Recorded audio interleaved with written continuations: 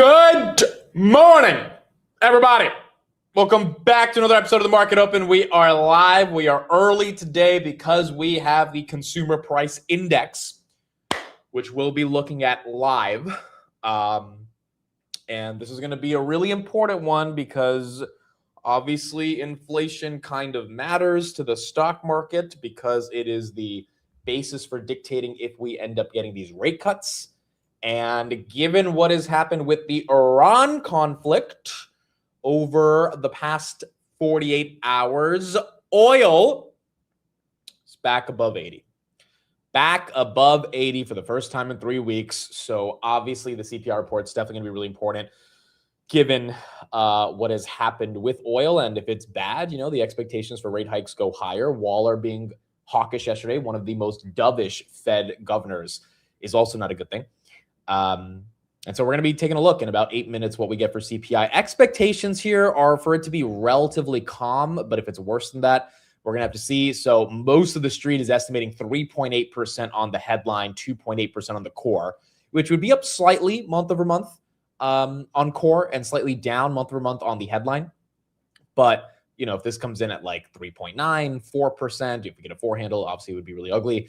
If it kind of stays in this 3.8 range. Gas prices did come down last month, so I think that could potentially have a little bit of a effect to the downside on overall CPI, but we're going to have to see in the next 8 minutes. On top of that, the banks have started earnings today, so we will get into the banks. Nebius got $1 billion deal this morning. We will talk about that. IBM is down 24% in the pre-markets. We will talk about that as well because IBM has taken down all of the software stocks, and quite frankly, I think the reason is so dumb. Like, it makes sense for why IBM is down. It makes no sense for why any of the other software stocks are down, unless they cite the similar reason that IBM cited for why IBM ended up taking a hit. If you don't think Palantir and Figma and Zeta and ServiceNow are going to cite the same logic behind the drop that IBM cited that we'll talk about in a second, then I think those stocks are going to be easy buy the dips today. But it does feel like the rotation is going from software to semis.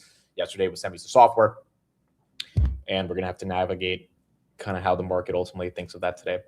Robert, what's up? Good morning. Chels, good morning. Arthur, if you're not early, you are late. That is correct. Thank you for being here. Tess, Shempasta, what's up? What's up? Bobby, Shadow, Hassan, good morning. CPI again is going to be in 6 minutes, and we are going to see what we get. That's why we are here early. We always show up early for CPI. I don't think I've missed a single CPI in the past 4 years. So it's always around 820 on these CPI days. So it's at least 4 times or at least 1 time a month. And now we're just going to see how the market thinks of it. Wall, what's up? Jerry, Custard Chips, good morning. Good morning. Ahmed, good night from Sydney. What time is it in Sydney? Time in Sydney. It is 10:24 p.m. Shout out to the Aussies that watch every day. It's late for you guys. At least in Singapore, it's still 8 p.m. Pang did dilute yesterday. It's kind of crazy, dude. All of these FinTwit stocks that get a lot of momentum and hype and excitement, they pump up like crazy, and then the management's like, dude, we have to dilute. The exact same thing happened with Oust. Now, Pang has rebounded really nicely, so I don't know if it's actually going to fall today, but it was down 12% pre-market. I think it's turned slightly green. Yeah, almost turning green. It's still only down 1%. But we've seen this story so many times with the hyped up stocks. And there's some real value to Pang and Oust and all this stuff. They're just in, emerging verticals. But, they're $2-3 billion companies. So the boards are kind of recognizing the value of all these people getting excited about the stock, and they're taking advantage of it. 650 million of dilution. It was almost 30% of the entire market cap of the stock. So made sense for these companies to dilute. All right, IBM. Let's talk about that real quick. We will have a lot more to say about IBM, but we got 5 minutes until CPI. So let's get into kind of what is happening. By the way, I'm just saying this right now. I think I might go shopping today for software because I do not think the reason for why IBM down can be universalized or generalized to any of the other software names. I mean, like theoretically it could, but I don't necessarily think it's going to happen. This seems very IBM specific. So I feel like the algos are just misappropriately taking all the software names down for no reason. I think this might actually be a decent day in the long-term portfolio to just pick up some good buys here based on some of these prices. So what did IBM say? First of all, the revenue was lower than expected. By the way, this wasn't even Q2 results. These were preliminary Q2 results. So, usually when a company does preliminary Q2 results, it tends to be more bad than good. I'm reminded of Snapchat a couple years ago when they put out their prelim results, they fell like 40% in a day. So revenue was a little bit lower than expected. It was up 1% year over year. Consulting revenue was flat and infrastructure revenue was down 7% year over year. So the actual numbers on the core metrics weren't that good. However, here's what the CEO said. In the last few weeks of June, we saw clients shift their quarterly CapEx spend towards servers, storage, and memory purchases to secure supply-constrained infrastructure ahead of expected price increases. He also said that clients were distracted by rapidly evolving industry-wide cybersecurity concerns and that IBM did not anticipate the magnitude of the CapEx reprioritization. Basically, the dude is saying, or at least he's blaming, the lack of quarterly results on CapEx spend shifting from software to CapEx. So instead of enterprises spending on IBM's product, whatever they sell, they spent towards memories and server racks and storage, etc.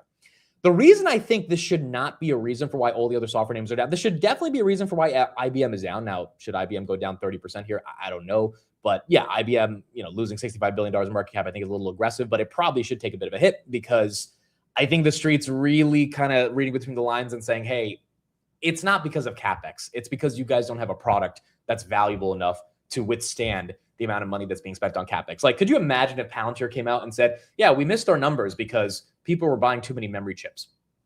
It's like the street would not tolerate that. They would be like, okay, sure, but if your software is so valuable in the age of AI, then why aren't they prioritizing your software along with the memory chips, right? So I think the street is right to take down IBM right here because it feels like they're blaming the war or something.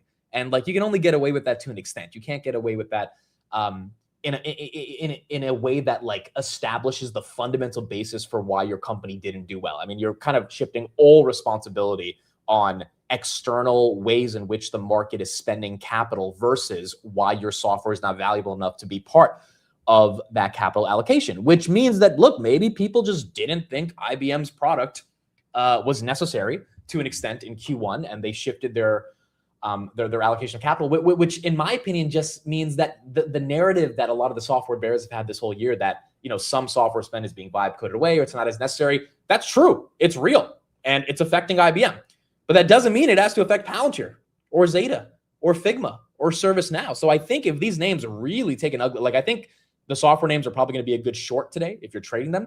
But I think if you're investing for the long term and just putting out shares to make sure you have over the long term, ServiceNow down 8% on that. Unless Bill McDermott, Alex Karp, and David Steinberg and Steve Huffman, Reddit CEO, come out and say, yeah, we're not making any money or we're not beating our numbers because people are buying memory chips. Like that would be insane to me. And I don't expect them to do that. So if they don't do that, I think these dips are going to be rewarded. But today might be a day where the semis take a lot of the love from software.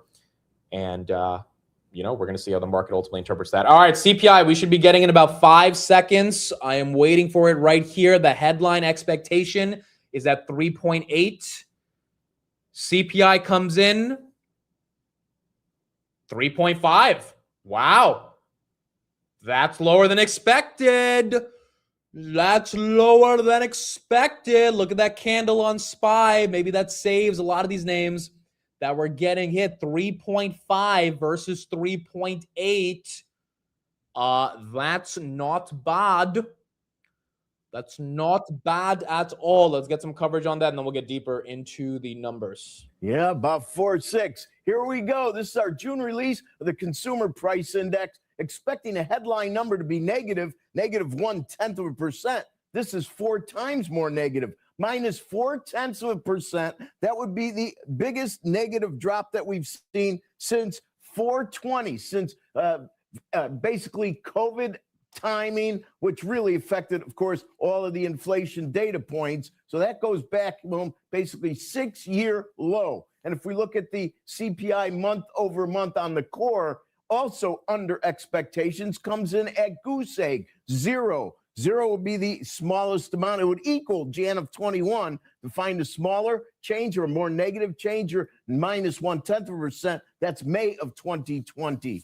And if we look at the year-over-year numbers, year-over-year headline, 3.5, 0.3 less than expected, much less than the 4.2 in the rearview mirror. That would be the lightest since March of this year when it was 3.3. Year over year core, 2.6, 0.2 less than expectations, 0.3 less than the rearview mirror. 2.6 equals March. 2.5 brings you to February of this year. Quickly, if we look at the indices, 1913 this started CPI, and the indice comes in at 333.95. That actually goes back a month. It's not a new high. Usually every month we make a new high. So that's very good news. And if you look at the core index, started in 1957, very similar, 336.06, a little bit lighter than the historic high of last month. It's nice to break. This is a really good CPI.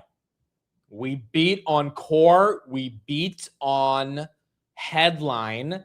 Everything's getting at least a temporary bump right here. We're going to talk about the banks because the banks had earnings.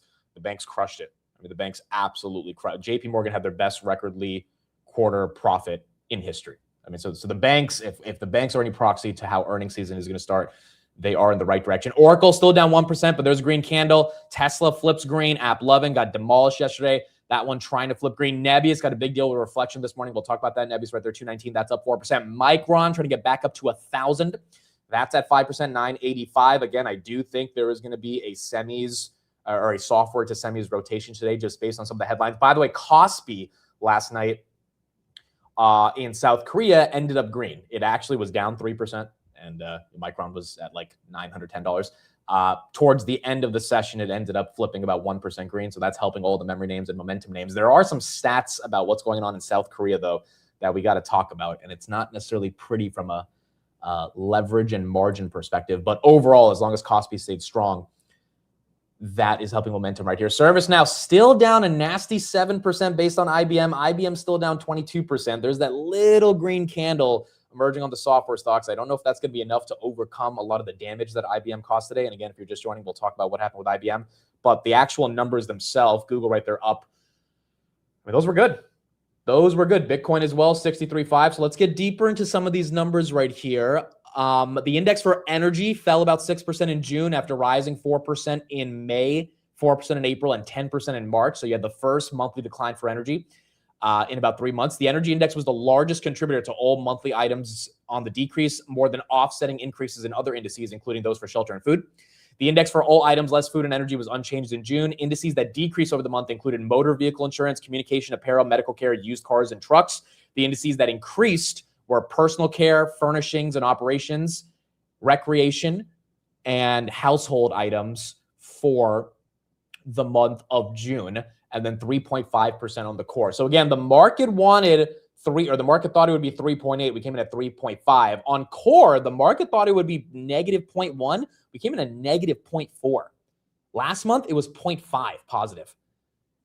So this is a pretty steep reversal. Now, it makes sense given gas prices fell pretty aggressively because oil fell aggressively in the month of June. But the problem is oil is now spiking up based on this Iran stuff. So I think the market's going to have to square off the immediate results of CPI being good, or that data being a little bit backward looking because oil has spiked up. Now, it's not like oil has spiked up that aggressively from June, but the fact that we're pushing 80 based on some of the stuff Trump said last night isn't the best.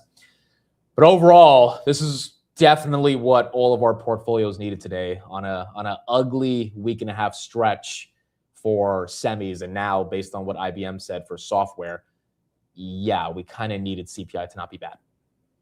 Palantir is down because of IBM. We will talk more about it, but unfortunately, one of the bigger software names had a really bad preliminary Q2 results, and it's taking down all the software names. Palantir, again, that green candle based on CPI is now starting to flip red.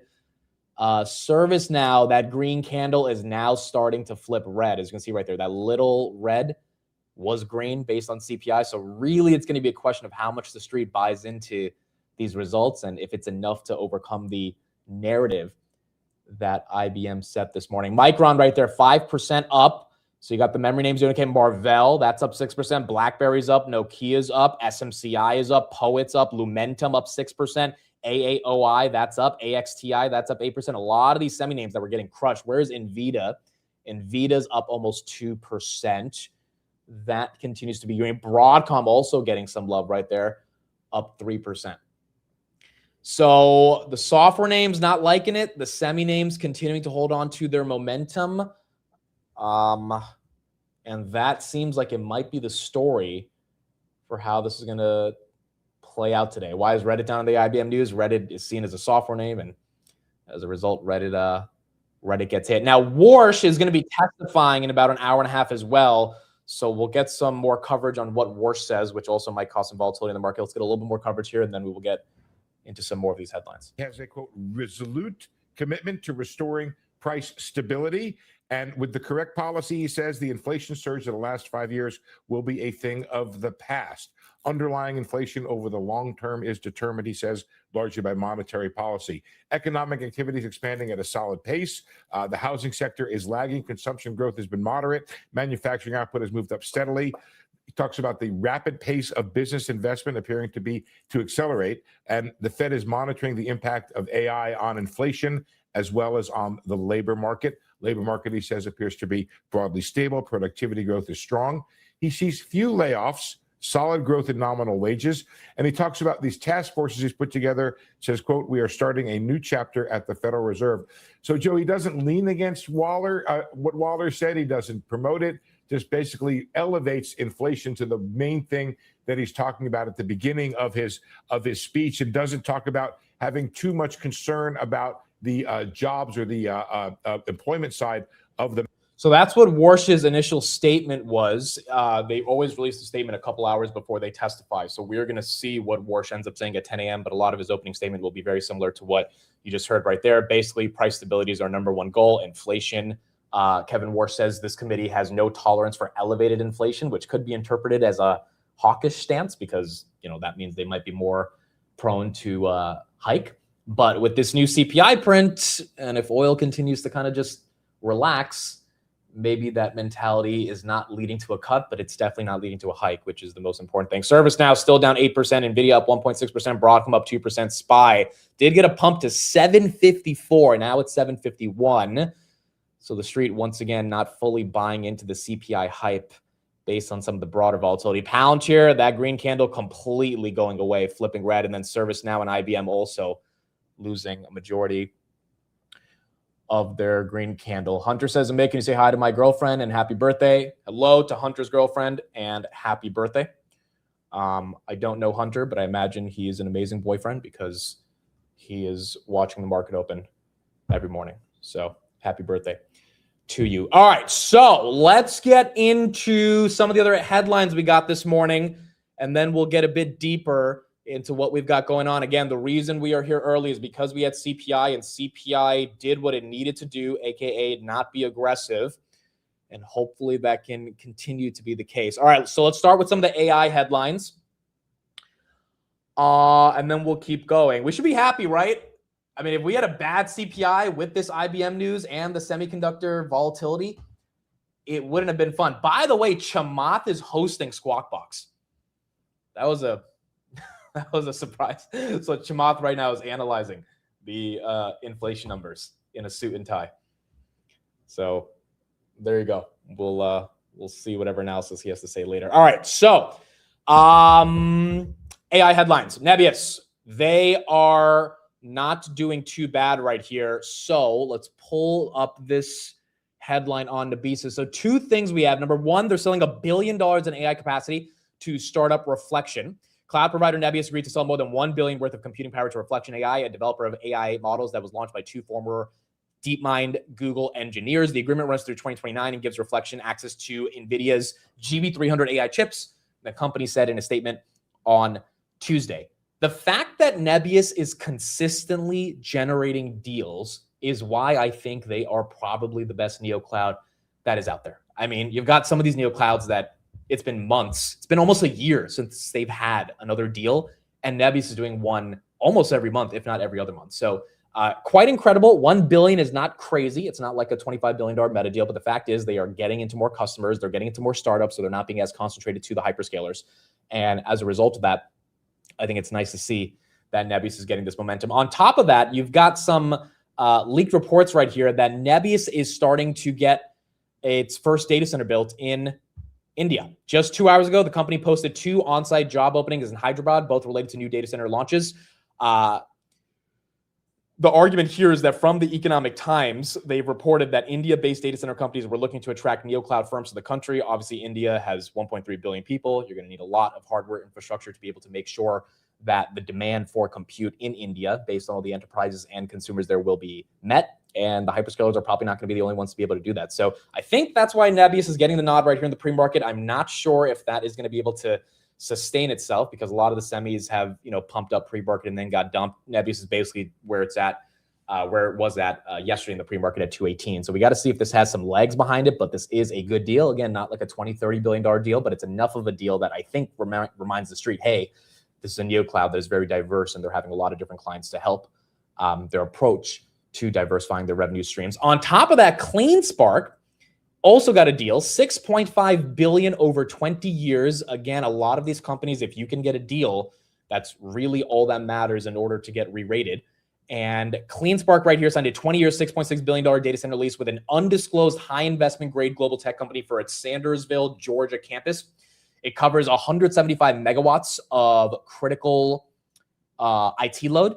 Contractor revenue could rise to $11.6 billion if extension options are exercised. And the tenant also signed a letter of intent and exclusivity agreement for CleanSpark's 885 megawatt Texas portfolio. The good news about this is, whether you're invested in CleanSpark or not, if you are invested, it's a really good day because it's up 20%. But if you're not, and you're just tracking the broader data center ecosystem, I mean, this is really good, right? Because you're seeing some of these smaller players like a CleanSpark, like a Marathon, which had a deal last week, that are getting deals. And the more deals that they get, the more it continues to prove the argument. Meta increased their forecast for their Louisiana data center from $50 billion to $250 billion over the next 10 years, based on the investment that they're making, another 1,000 jobs that they'll be creating there. And it goes to show that, like, the CapEx spend continues to be there, and it's not necessarily going away. And as long as it's not going away, I think at least, that's at least what keeps the argument around the data center thesis being strong. We don't have any deal with Iran. We don't have any deal with Keel. The main 2 deals this morning was CleanSpark and Nebius. So, hopefully the rest of them start to see some more deals. But Nebius right there up 4%, CleanSpark up 19%. Again, CleanSpark really needed this because they haven't had much the whole year. Nebius, this was just good for sentiment, given the stock has been taking a hit.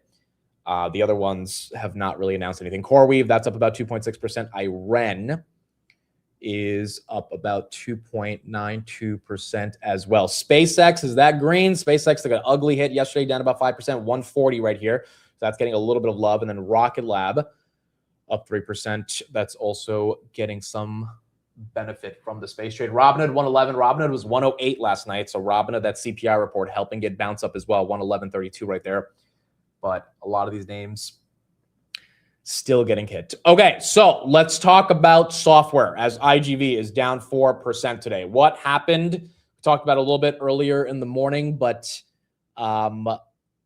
unfortunately, what happened is IBM put out preliminary Q2 results. So IBM said that they saw most of their spend from clients shifting from software to semiconductor CapEx in the last 90 days, which is why they missed their numbers. Quote from the CEO: "In the last few weeks of June, we saw clients shift their quarterly CapEx spend towards servers, storage, and memory purchases to secure supply-constrained infrastructure ahead of expected price increases." He also said clients were distracted by rapidly evolving industry-wide security concerns, and that IBM did not participate in the magnitude of CapEx reprioritization. I do not think that means software is dead, but unfortunately that means that one of the biggest software companies on the planet, this was a $270 billion company before they lost $65 billion in the pre-market.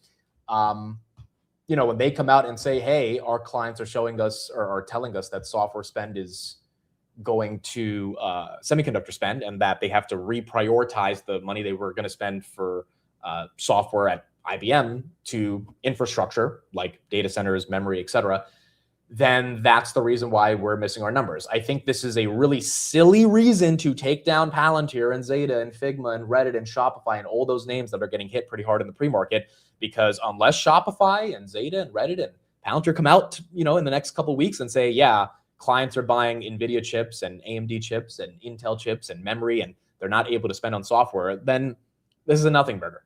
This is an absolute nothing burger. But unfortunately, that is what's happening in the pre-market, which is why I think today is going to be a good day for long-term shopping if you have any interest in the software names.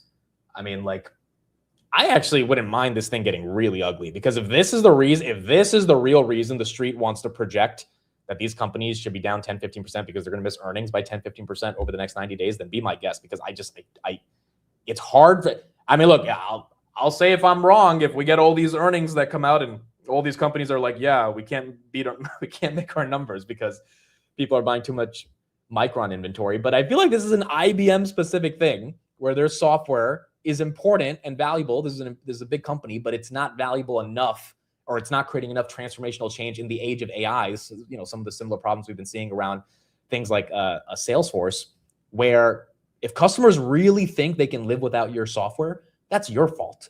Right? That's not a software sector problem. It could turn into a software sector problem if we see multiple other companies having that same logic behind why they're not beating on earnings. I just heavily doubt that's going to happen. I really do. Otherwise, all of them would be releasing preliminary Q2 results to kind of warn the market. But IBM is doing it for a reason. And it's because, you know, their software in particular has just not been valuable enough to withstand the CapEx reallocation. And if the other companies say that, then they're going to go down pretty hard. But I just don't think that's necessarily going to happen. Meta right there, that's also down about 1.2%. The problem is they bucket all software together 100%. And that's why I think today might actually be a really decent opportunity if we get some juicy dips. Oracle right there, this is also a software company and a data center company. So that's getting hit on both sides, down about 1%. It was actually down below 130 in the pre-market. So having said that, what's up today? Corning, 7%. TSM, 3%. SK Hynix up 8%. SMH, the semis, are up 4%. So the software to semis rotation, which was the opposite yesterday, seems like it's happening again in the pre-market. Bitcoin right there trying to get to 64. And if that's the case, then if you've got a lot of semis loaded up in your portfolio, you're probably going to see those flip green. If you've got a lot of software, you're going to see that flip red. And the question is just going to be what opportunities you want to take advantage of. Now, Warsh is speaking at 10. And although Warsh's statements have already come out, which let me just read them again. He said two main quotes. Number one, the Fed has no tolerance for persistently high inflation. Number two, if we get policy right, and we will, the inflation surge of the last 5 years will be a thing of the past. He's basically going to have that type of mentality when he speaks to Congress in the next hour. And so I think the market might be a little scared of what he's going to say, just based on the general kind of volatility of a Fed chair speaking. But if he's not going to say anything too different than what he's already put out in his statement, or that the market already knows for him to, believe, then I don't think the Warsh statements should be a concern heading into this market open. But nonetheless, Fed chair speaking in front of Congress, that always is going to have the market's attention. We're going to see how this ends up playing out. Let me check the probabilities for rate hikes. So again, if you're just joining, CPI came in way better than expected. 3.5 versus 3.8 on core. We actually were negative 0.4 versus positive +1 or plus 0.1. So it actually was a really big beat. We have a 83% chance of doing nothing on July 29th. We have a 17% chance of hiking. In September, we have a 9% chance of hiking, and in October it's about 3%. So it still seems like the hike is being priced out. SoFi in the pre-markets, how's that doing? SoFi, that's up a little bit right there, up about 1%. But the cut is definitely not happening based on these CPI numbers, unfortunately. Oh, the IBM is in the Dow, right? Well, that might take the Dow Jones down heavily today. Is the IBM in the Dow Jones? I'm pretty sure. Is the IBM in the Dow Jones? Yes. Okay. So the Dow might end up taking a pretty ugly hit today. As we'll see, one of its larger components right here, down about 22%. We'll see how the market ends up thinking about this. Wow. A lot of you guys are questioning why I started early today. So many comments. Amit, why are you early? Why are you early? Maybe you guys are mad because you're late today. Maybe you guys are mad because you are late today. In fact, I'm actually mad at you that you didn't know we had CPI today, which is why I'm early. So you need to get your shit together and remember that on the days we have CPI, yes, I'm going to be live early. And second of all, how does it feel? How does it feel to be late? Because you know what? That's how I feel every day. Except I'm not guilty about it. You guys might be feeling a bit more. There's like so many comments amid. And why are you early? Why are you early? Am I late to the stream? Yes, you are late to the stream because you were not a studious enough investor to remember that we had CPI. I say this as someone who forgot we had CPI last time and was literally 2 minutes. I came in at 8:28 before 8:30. The numbers came out. I think this was like back in May because I legit forgot we had CPI. But you were not studious enough to know we had CPI, and that is why you are here late today. But that's why I was live. Okay, so that was what we had with Oracle. Let me see if I can get a little bit more coverage on Oracle, and then I'm going to get into the bank earnings because the banks absolutely crushed it. And the banks were very important. Hollis says, we can't control you being early. You control you being late. That's true. That is true, but still. So many people forgot we had CPI. Okay, do I have any of that Oracle coverage? Let me see right here. This news broke. I actually saw this news as soon as it broke, and it fell to 234. And I was just like, goodness, this is a pretty, I didn't know it would go down to almost 219. And now it's, sitting here at around 220. By the way, Buffett gave away a ton of his stock today. Sorry, IBM, not Oracle. Even though the way Oracle's fell, it makes you kind of think it could be Oracle. Okay, here is the IBM coverage. Let me see if they are talking about it here, and then we'll get into some of the bank stuff. Yeah, I meant IBM, not Oracle. Sorry. The math doesn't make sense of what's happening.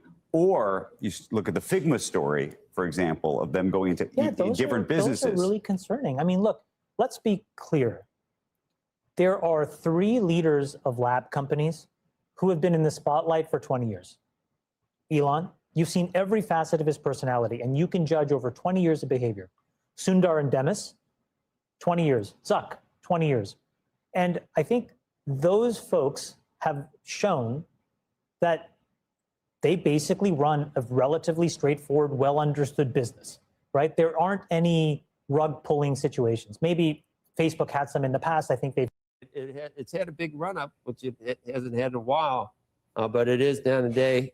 There is a letter from the CEO to investors, and the company sees second quarter revenue 17.2 billion, 70. And that's the scare that people have had, and that's one of the reasons why software in general hasn't done so well. Software at 5%. I mean, oh my goodness, it was supposed to be at least double digits, maybe even into the teens, and so that's very disappointing. Do you need to go somewhere and have a drink or cry or something, or you want to continue along with the? Needs to buy some tokens. Yeah, worried about you, Steph. Okay, thankfully, let's go back to the banks and where you can talk about all the good things happening. Yeah. Yeah, so this was obviously bad. You can tell right there. It was supposed to be double digits on the revenue growth. It ends up coming at 5%. The consulting revenue was flat, right? We already saw what happened with Accenture when they missed estimates, and the CEO went on TV, tried to explain it, and there was really no explanation. Then infrastructure revenue was actually down 7% year over year. So overall, IBM, this is a report that does deserve to be down today. I don't know if it deserves to be down 25%. I just don't think down 22% right here pre-market. I don't think it deserves to take all the other software names down, but I can understand why, because if the Kospi has a bad day, Micron and all the memory names go down. If a big software company has a bad day, then all the software names go down, and that's just the nature of how this is playing out right here. And that's why Palantir's down. That's why Zeta's down. That's why Reddit down. That is the reason for why all these names are down. CleanSpark did get a $6.6 billion deal. That's why that's up 19%. And Nebius got a $1 billion deal with Reflection. That's why that stock is up 4%. 4% as well. Okay, so the banks. How did the banks do? Well, the banks pretty much crushed it, which to me is pretty exciting for the overall state of where the earnings cycle is going through. We have a lot of earnings coming up this week. ASML and Netflix are going to be really important. So Citi crushed it. Revenue up 14% year over year, 24 billion versus 23.7 billion. That is a beat. EPS 315 versus $1.96. That is also, or versus 275. That is a beat. So you had Citi that had a massive beat. You had Bank of America, 7% beat on EPS, 121 versus 113, 3% beat on revenue, 31.5 versus 30 billion. Revenue's up 19% year over year. EPS is up 36% year over year. There are tech companies that can't grow EPS 36% and revenue 19%, like an IBM that just grew 5%.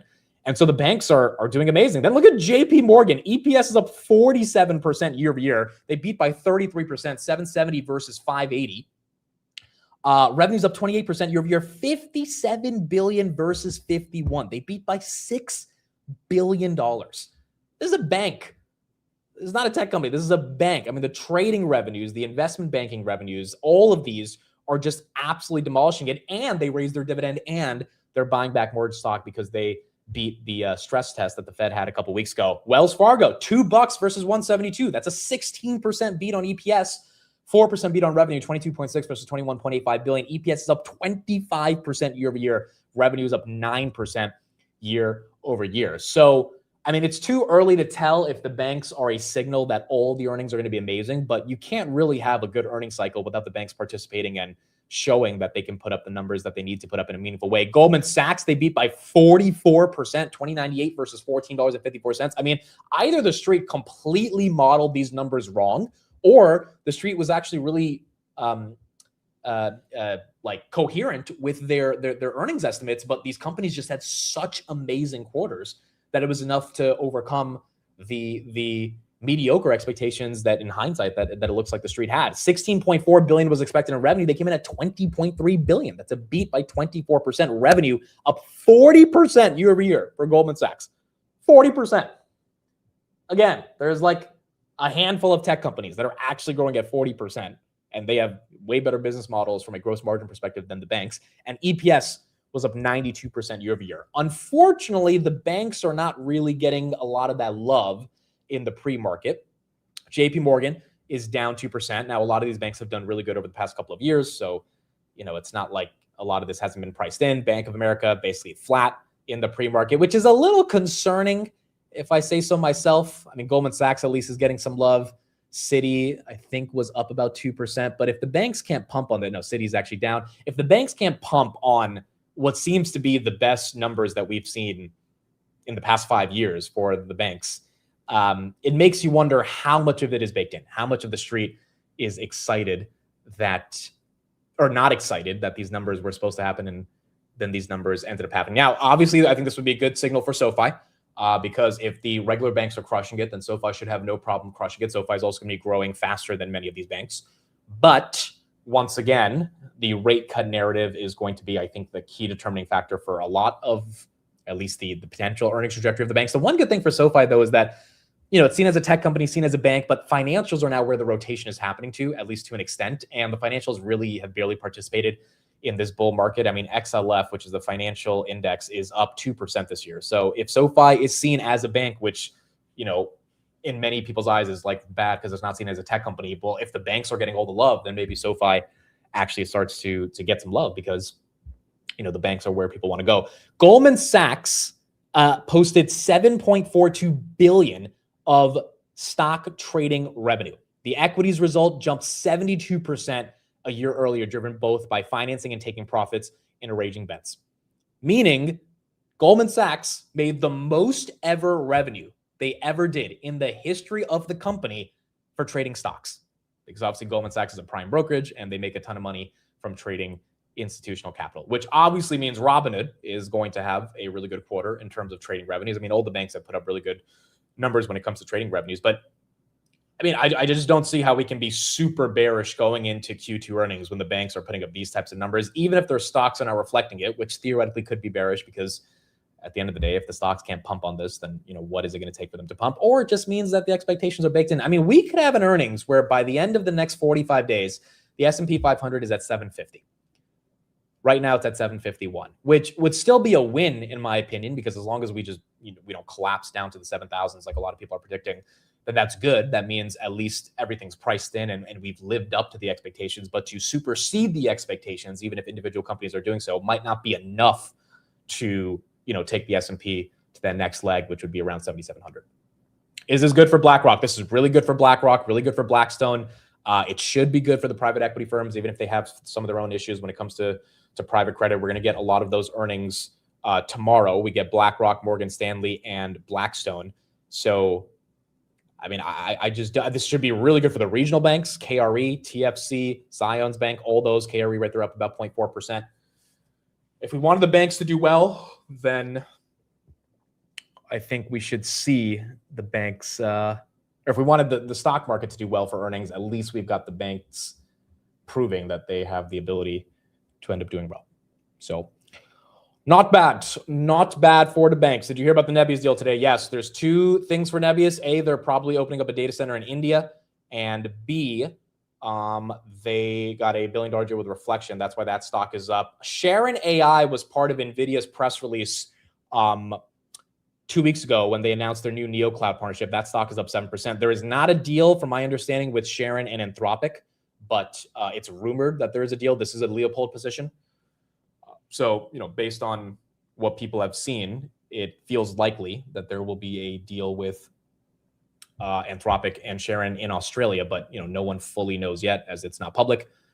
But I think that's why the stock is getting some love right there. That's up 6.9%. Yeah, it's been rumored for months, and Leopold does own it. Now, Leopold owns IREN as well. So, by the way, Leopold's other position that I know a lot of you guys like is T1 Energy. That's up 3.3%. The reason that stock is up 3.31% is actually quite interesting. So, this is a solar play. And what's happening with solar is pretty interesting. Google this morning agreed to buy 100% of the initial output from an Arkansas Steel River solar and battery project. The project will deliver 1.6 gigawatts of solar and 2 gigawatts of battery storage by 2029. It's 100% domestically sourced solar panels to be supplied by First Solar, and the batteries by LG Phoenix. First Solar actually popped about 7% on this news in the pre-market. Now the stock's up 3%, but it did hit that 230 range right now at 227.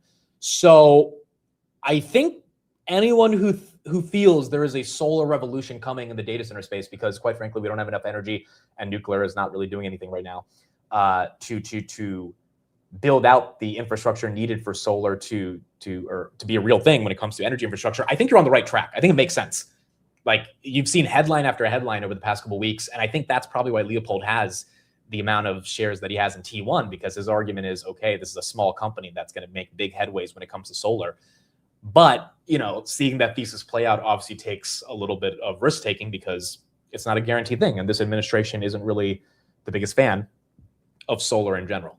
So I think the political headwinds on solar shouldn't stop the broader CapEx revolution that solar might play a massive role in. But, nonetheless, it's part of the reason why Enphase got smacked from 340 to 43 over the past 2 years, as soon as Trump came out and became president, and drill baby drill became the kind of core thesis here. So we're going to see, again, for the past week and a half, the semiconductor dip has not been bought. Pre-markets, it's at least starting to be bought a little bit. I know some people are worried that this could be a head fake going into the market open, because we've seen this happen a couple times. We're going to find out in the next 26 minutes if the Microns of the world, the Nebiuses of the world, the Broadcoms of the world, if they can sustain this, or if it ends up being a head fake.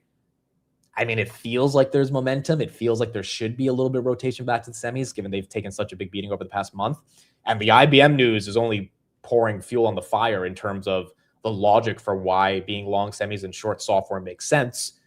So everything, and then you had a really good CPI report. So everything, the semi, and then Kospi was up 1% yesterday. So everything you need for the semis to have a really good day, I feel like, is in place. And then the banks crushed it. If the semis still have an ugly day, then there's something deeper going on with the semis, because today is one of those days where literally everything you'd ask for. I mean, multiple data center deals announced today between Nebius, CleanSpark. I mean, you've got just all these different things that prove the semiconductor thesis, the broader AI trade thesis, to be intact. So if the semis end up going red today, it would be quite surprising based on what's going on. Qualcomm right here, that should be up pre-market. Yeah, 190. That was at 183 yesterday. So all of them getting some love right here. Again, if you are just joining, the reason that first of all, if you're just joining, you're late to the stream. Okay, let me just say that. You know what? I feel like that should be a thing. I feel like if everyone's not here at 8:45, that should be a thing. But why didn't I think of this? But that should be a thing. If literally everyone who watches the stream is not here at 8:45, you're late. Oh my, I think I just unlocked a new revelation today. I mean, you're late. Why should I get the blame for being late 2 minutes? If you show up at 9:29, excuse me, sir, you're an hour late. Like, what? Like, I think I just figured out a new talking point. I like this.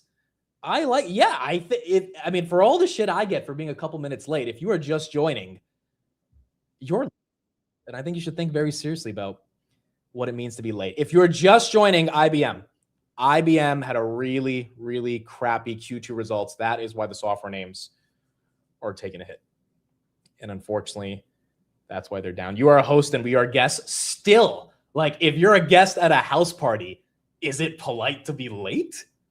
Does that yeah, the host definitely shouldn't be late if they're hosting the party. But if you're a guest, like, shouldn't be fashionably late, right? That still, I don't know, it doesn't make sense. Also said spending on servers, storage, and memory, or is this longer term in nature and some real reflection of a lack of execution in terms of their sales force? Well, I do think that, remember, this is a company that has a mainframe, okay, and the mainframe software stack was disappointing. The mainframe sales were disappointing.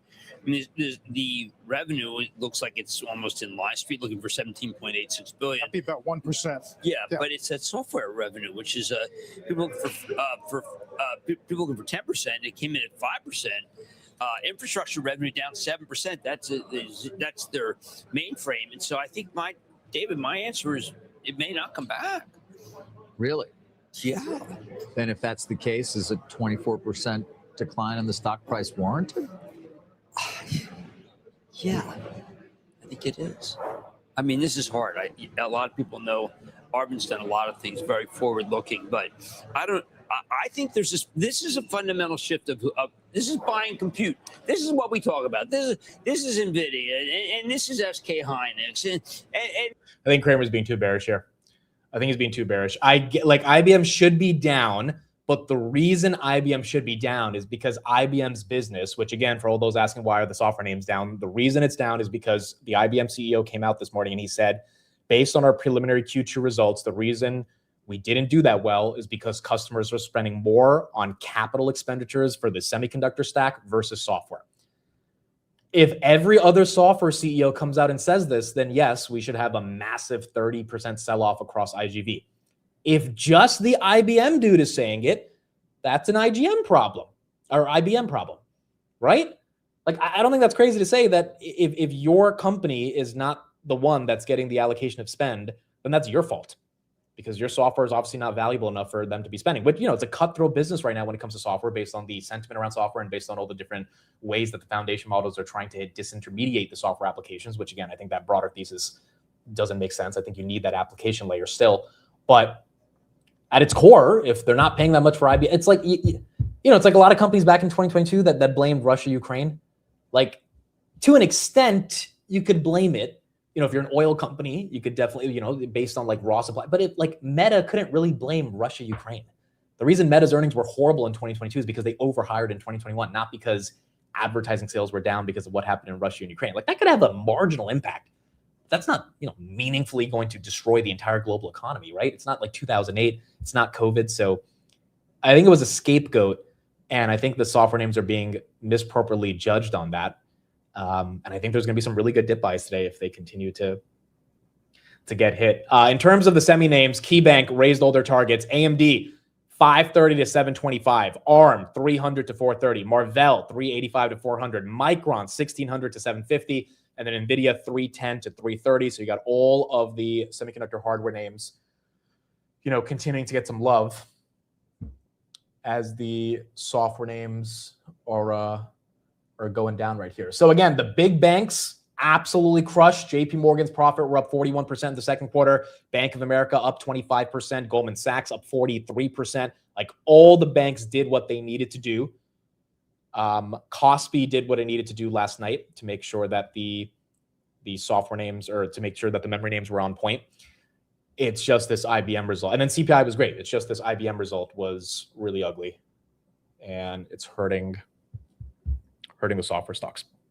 The thing I'm most interested in today is, again, after Kevin Warsh speaks or during Kevin Warsh's speech, what's going to happen with how the market interprets the semi-trade, right? Like, is the stress of inflation or the stress of the labor market going to have an impact on how the market thinks of CapEx? Is going to have an impact on how the market thinks of broader implications for capital expenditure, the memoryflation type of story that, you know, we're seeing right here in terms of how that's causing inflation. Like, we have to really think of the market's interpretation of Kevin Warsh. But if it's not that bad, then I think this should be a relatively decent month. This is what Trump had to say yesterday about Iran. The U.S. Central Command did start attacking Iran last night, which is why oil's at 80. And Trump said that they would start attacking late last night. Well, I think they're a little cuckoo. I think they all are. We knocked out the first regime. We then knocked out the second regime. We then took out about 25% of this regime. And they're wired a little bit differently. We had a deal yesterday. It was like going to be 100%. And then all of a sudden they got a phone call and they all ran out of the room. These people are crazy. We had a deal where we won everything. And they basically break the deals. You know, they make deals, and to them, deals are made to be broken. They are extremely unreliable people. And frankly, if they ever had a nuclear weapon, they'd use it within one day. Well, I think they're a little cuckoo. I think they all are. As a result of Trump's comments last night, the U.S. Central Command started a third round of strikes at around 6 p.m. last night.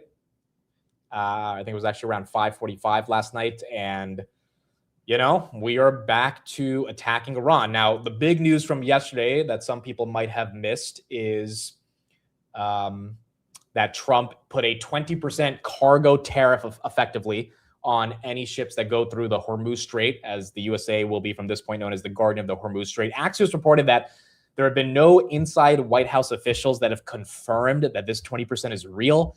So I think right now the market's interpreting this as, like, you know, until Besant or Lutnick actually files the paperwork to legitimately say that any ship passing through the U.S. blockade, which is now going to, you know, be inserting the naval blockade near the Strait of Hormuz, will pay a 20% fee, then it's not official. So I think the market's not really interpreting this as inflationary yet. The reason oil is up is simply because of the heightened attacks, which in general is going to create more escalation. Oil right there, almost 81 in the pre-market. So we went from 67 to 81 in the past 7 days. But that 20% cargo tariff, yeah, that might be a big deal. But we're going to see what ends up happening. All right, some other updates from yesterday. First of all, your boy Alexander Wang from Meta, he's very excited about the stock price. So our girl Molly, I told her I showed her clip on the stream. So then she clipped me showing her clip on the stream, the clip where she interviewed the Cerebra CEO, who basically admitted that Alex Karp is right about the open source models. And her caption was, Meta just price mogged OpenAI and Anthropic with MuseSpark 1.1. In the 4-minute video, I ended up talking about Meta getting those prices to go down. And then Alexander Wang, the head of AI at Meta, quote tweeted that and said price mogging. This is the 5th quote tweet he has done in the past 72 hours that had to do with Meta's stock price, which to me is kind of bullish because I think he's happy the stock is going up. I think he was pretty upset that the stock was taking a hit over the past month because, I mean, at the end of the day, he's responsible for Meta's AI strategy. Like, Zuckerberg gave him $15 billion to make sure they don't screw up AI. So, you know, the stock price going down based on their AI initiatives was a reflection of him. And so I think he's trying to pump the stock. The problem is, I also think he's trying to pump the stock because they're definitely, in my opinion, going to dilute with new equity. So as excited as I am that the Meta executives are so openly talking about the stock, which at least shows that they kind of care about shareholder return because they haven't for the past year. I also think they want the stock to get up to 750, and they're going to do exactly what Google did when it came to 85 billion of equity dilution. So I think as Meta shareholders, we have to be ready for that. The stock's going to be down 10% the day they do that. I think it will easily recover just like Google did. But you just can't imagine Meta's going to be spending $230 billion of CapEx, which is now what all the sell side is estimating. They're all estimating $230 billion of CapEx going into 2027, you know, 220 to 240 around that range. And they got to get that money from somewhere. It's not just going to come from free cash flow. They're going to have to raise capital either in the equity markets or in the debt markets. And I would imagine, based on how successfully Google did it, they're probably going to do that in the equity market. So we're going to see what ends up happening. Oh, France and Spain are fighting today. Not fighting, but like competing. Yeah, I have no opinion on this. I have no idea who's going to win this. All I know is France has Mbappe. I don't know anyone on the Spain team, but it's at 3 p.m. Okay, so we will probably get the final result of that during Technical Tuesday. And we will see what happens there. Amit, I had to listen to you at 2x speed, and now my ears are bleeding. You know, that is the price you have to pay for someone who speaks fast and gets through a lot of stuff quickly. We did interview Ryan Cohen yesterday. I teased it on the market close. I said there's a CEO interview coming out, and you guys will be surprised by it. A lot of you were surprised by it. And so thank you to everyone who took the time to watch the interview. I do not have a position in GameStop stock. Not necessarily interested in buying GameStop stock. I think Cohen did make a really compelling case, though, for why the company should be able to buy eBay. I also think he made a very compelling case for why the financials of the business have fundamentally, I mean, when we mean fundamentally changed from the dying business that GameStop was back in 2020. The company had their most net income on a GAAP basis ever in the history of being a public company in 2025. So, and that has only increased substantially. So GameStop earnings are coming up. I imagine if they can put up some good results, the stock can do well. The problem is they want to buy eBay, and they're going to do half cash, half stock, which means there's going to be dilution involved. So I think the overhang on the stock for those that are interested in the stock is that eBay acquisition. Although I think Ryan made a hell of an argument for what he could do with eBay, and why they could manage it in a more cohesive way. So that's what we had with GameStop yesterday. eBay right there is down about 0.16%. Thoughts on entering IBM today? This one's interesting, dude. Like, I think 30% or 22% is a little aggressive, but when you enter into a name after it's had a really big sell-off, there's two perspectives I have. Number one, do you think the sell-off is overly aggressive and there will be a bounce, and that bounce will be the opportunity for you to get the lows on the core pain that the initial sell-off took?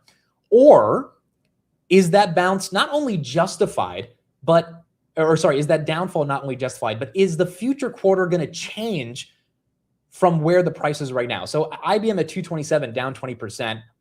My gut feeling is like that's a little bit too much for a company that still is obviously producing tons of free cash flow, revenues, et cetera, even if it's not growing as much. But if things aren't going to change in the next 90 days, like if IBM doesn't get their shit together, then I think that's what the street's pricing in right here. They're not really pricing in this quarter's miss.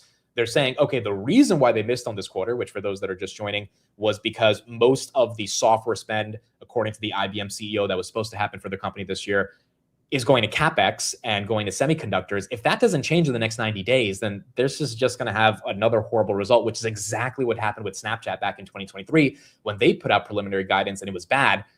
The next 7 quarters ended up being really bad because nothing changed from the fundamental structural flaw with the business.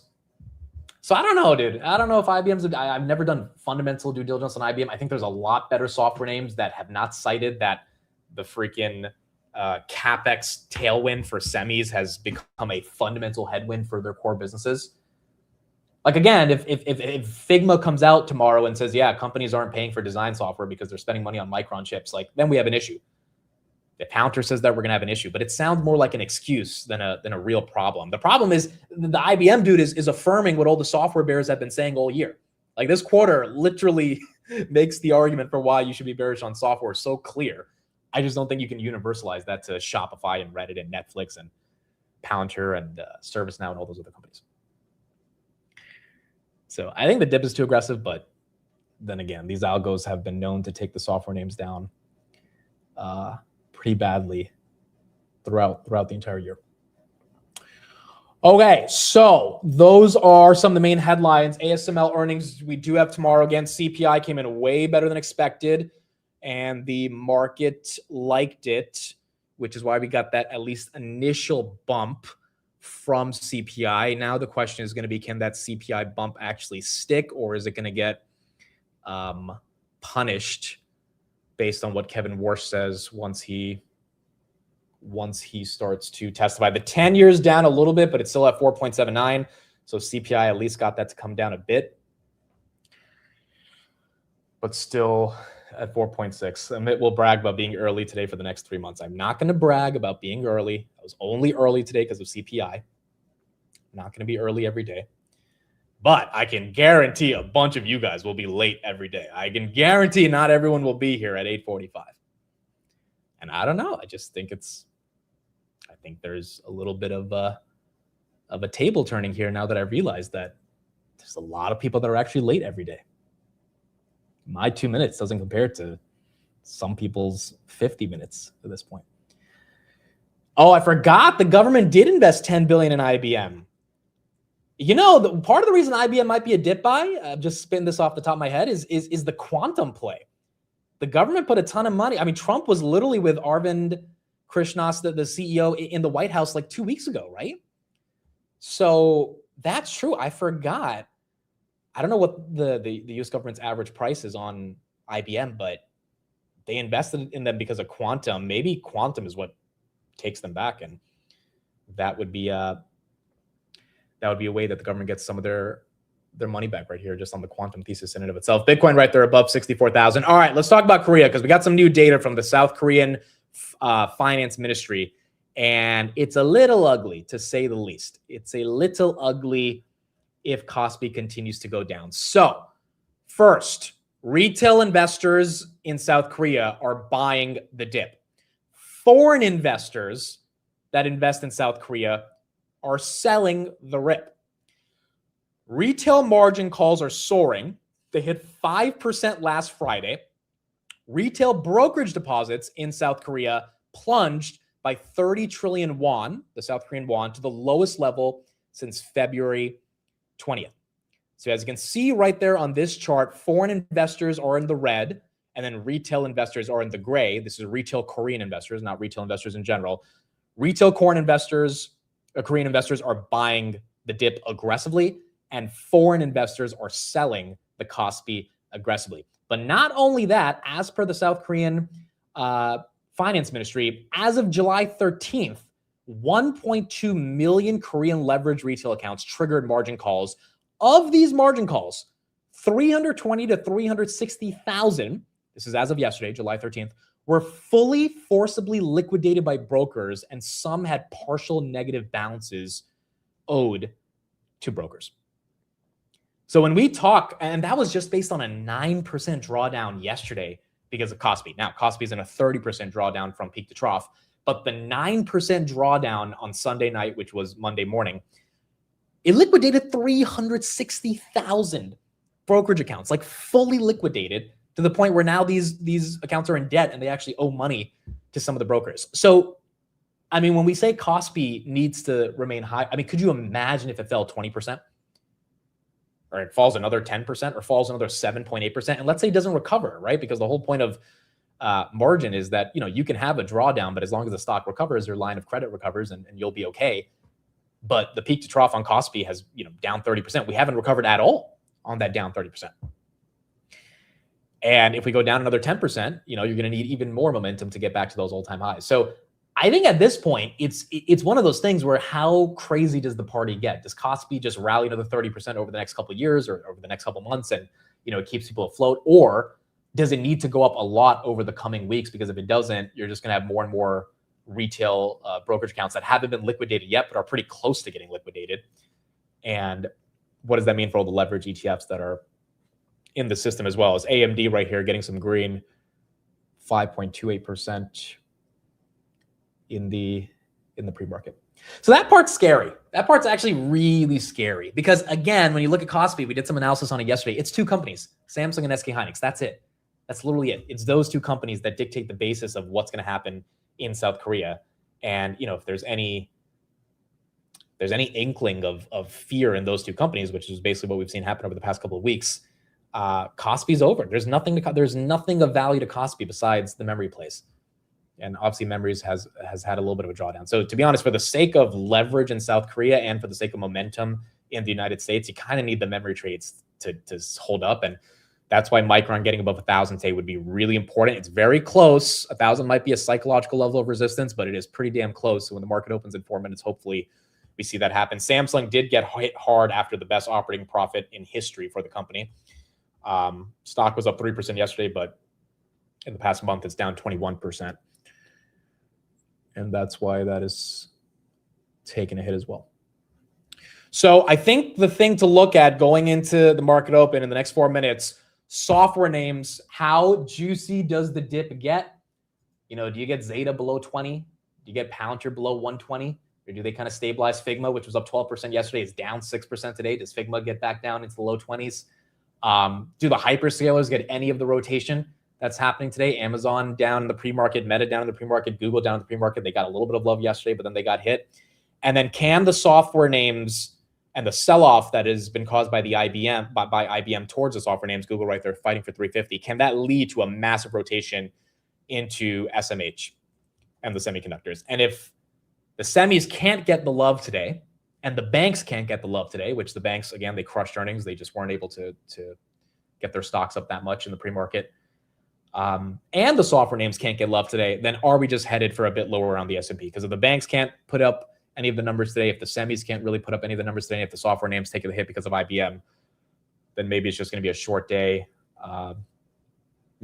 based on the drawdown across all different sectors. The other really big thing is Kevin Warsh at 10 a.m. Like, my gut tells me software is going to go down, semis are going to go up today. That's what's happening in the pre-market. There's a lot of the news narratives that are signaling that's probably going to be how the day plays out. Maybe that's completely wrong, but it wouldn't surprise me if the semis go red, because every day for the past 8 days in the pre-market, semis were up and then they go red. So it wouldn't be crazy to see. And maybe some of the software dip gets bought up. But then Kevin Warsh, does he startle the markets when he speaks at 10 a.m.? And, does that have a deeper issue right here?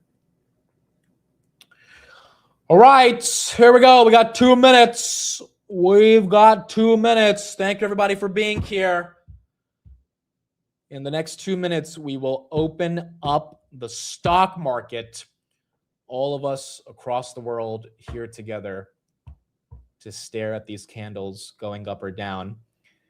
We have another minute for everyone to make sure that their volume on the device that they are listening to this program on is not muted and should be relatively high, because, even if you're winding down the day, at least for the next hour, you are going to be infiltrated into the world of stocks, and you need to be excited for that. Wow, why did that candle, Amazon just lost $3 right there? Goodness. Look at that candle, 248 to 245. Google also just got a nasty candle. Ew. Did Meta get that same candle? No, Meta got a green candle. Interesting. All right. In the next 30 seconds, we are going to see how this market interacts with this. Again, CPI was really good, 3.5 versus 3.8. The banks actually crushed it. Nebius, new data center deal. CleanSpark, new data center deal. You've got a lot of the semis having their momentum. Kospi was up 1% last night. The question now is going to be, based on this IBM preliminary Q2 results, is that bad for software? You got Kevin Warsh speaking in 30 minutes. We'll take a listen to him. Trump did attack Iran last night. Oil's above 80. But in the midst of all of that, it seems like the semis might have a chance to get some love. And if they don't, then it'll be the same situation we've had over the past couple of days. Here we go. 9:30, Tuesday, July 14th. The stock market is now open.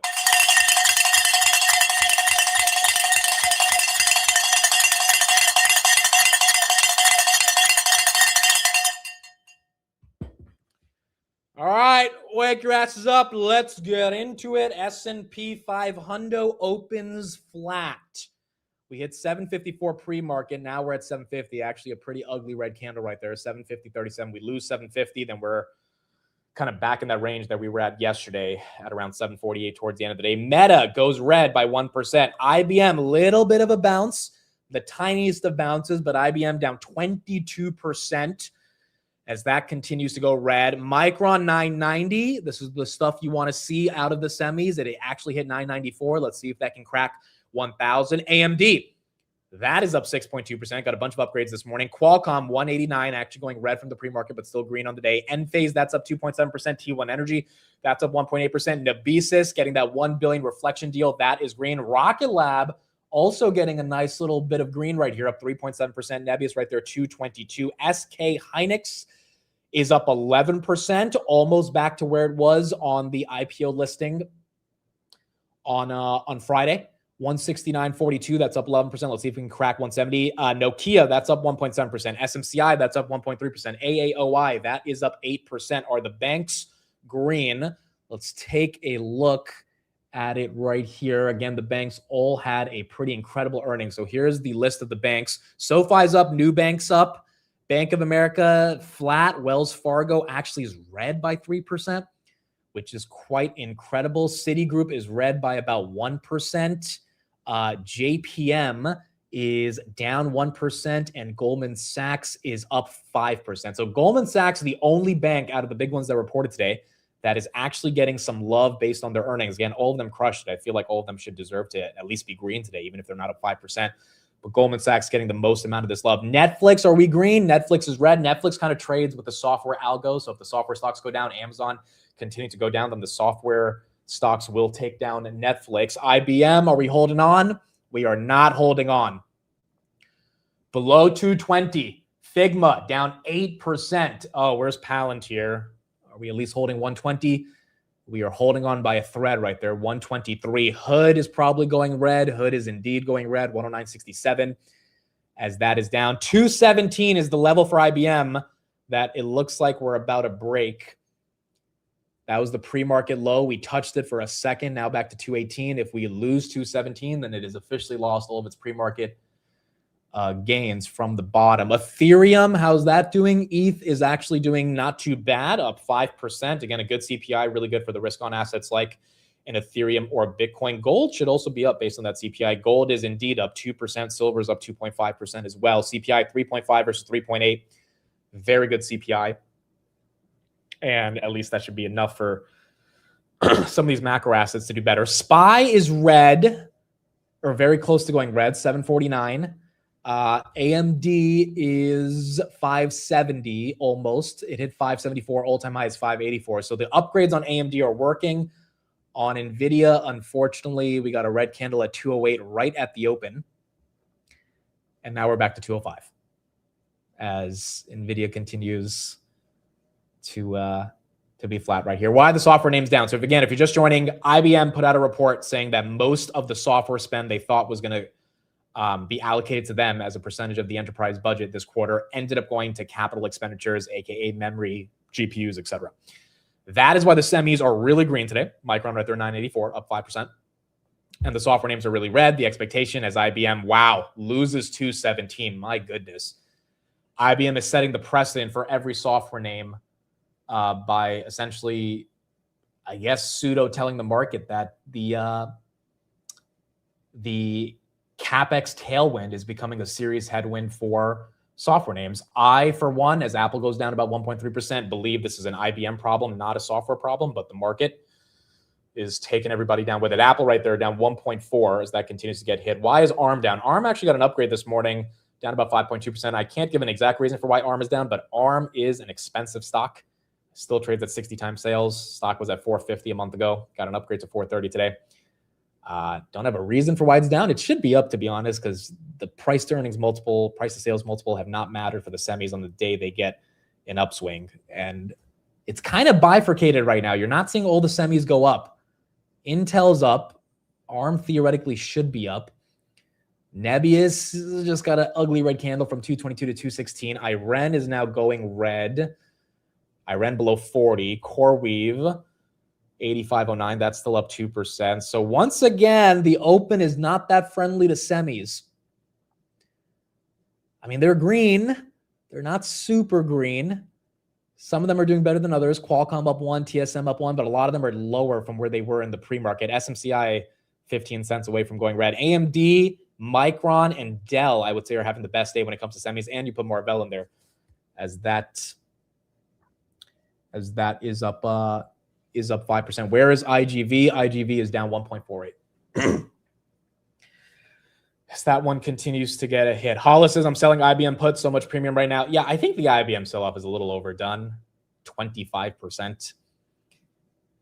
I mean, if you weren't happy to own it at 270, maybe you're not that upset to own it at around 200 or 210 if you're selling puts on this name.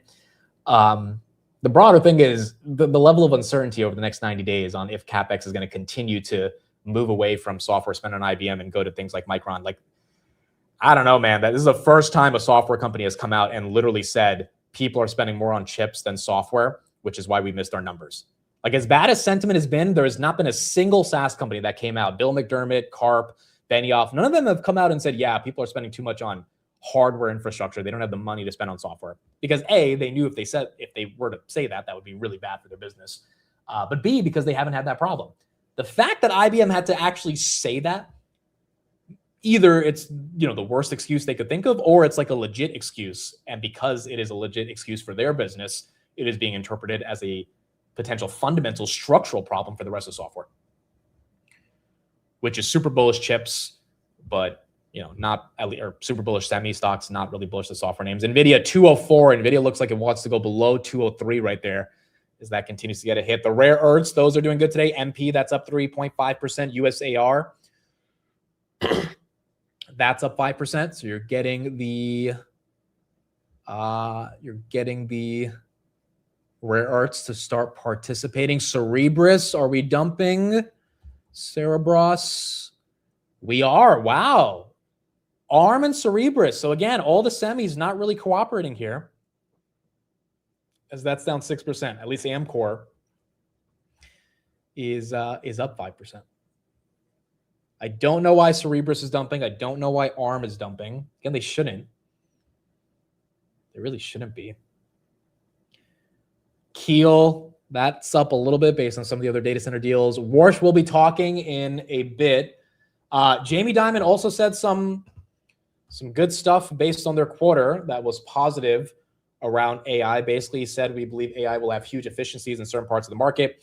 Again, JP Morgan had the best record quarter profit in the history of their. So if we're looking for the banks to have a good quarter, they showed that they can have a good quarter.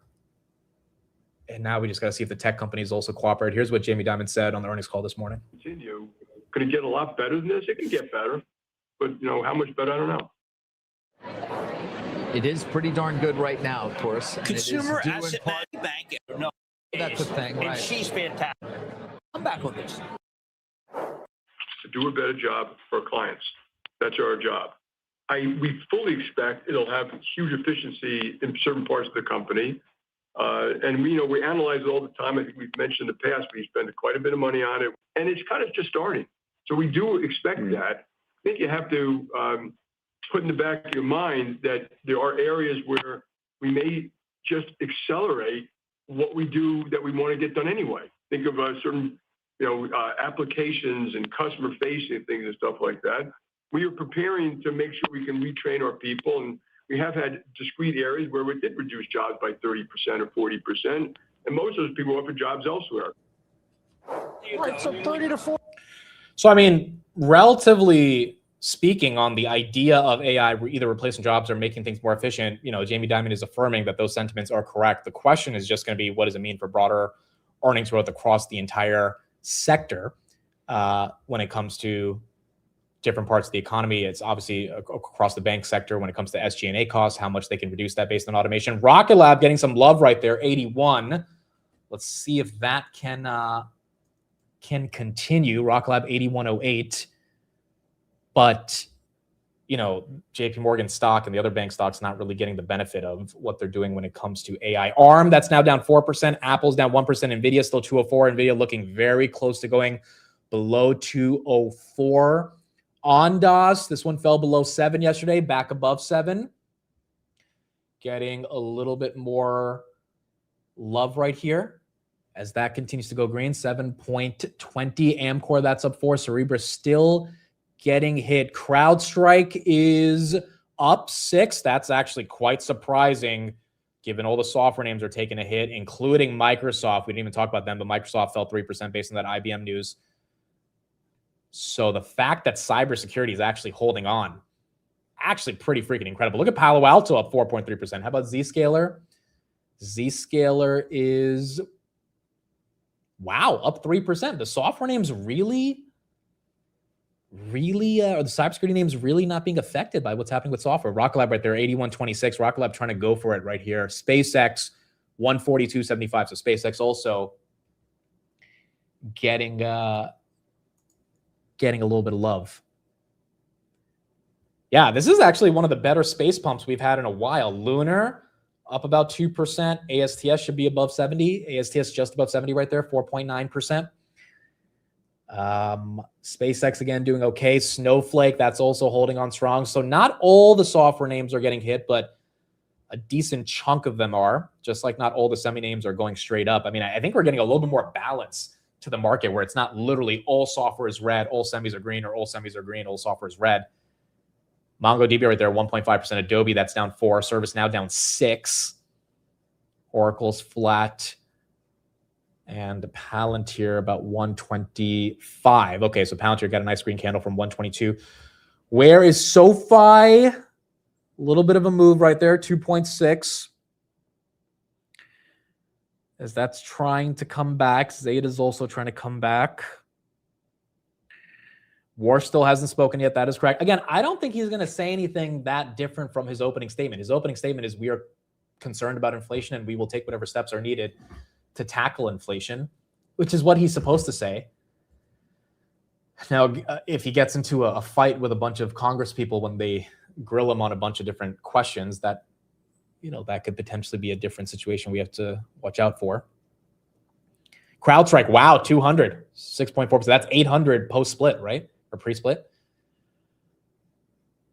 So maybe the market's waiting on that. Rocket Lab trying to hold on to 81 right there.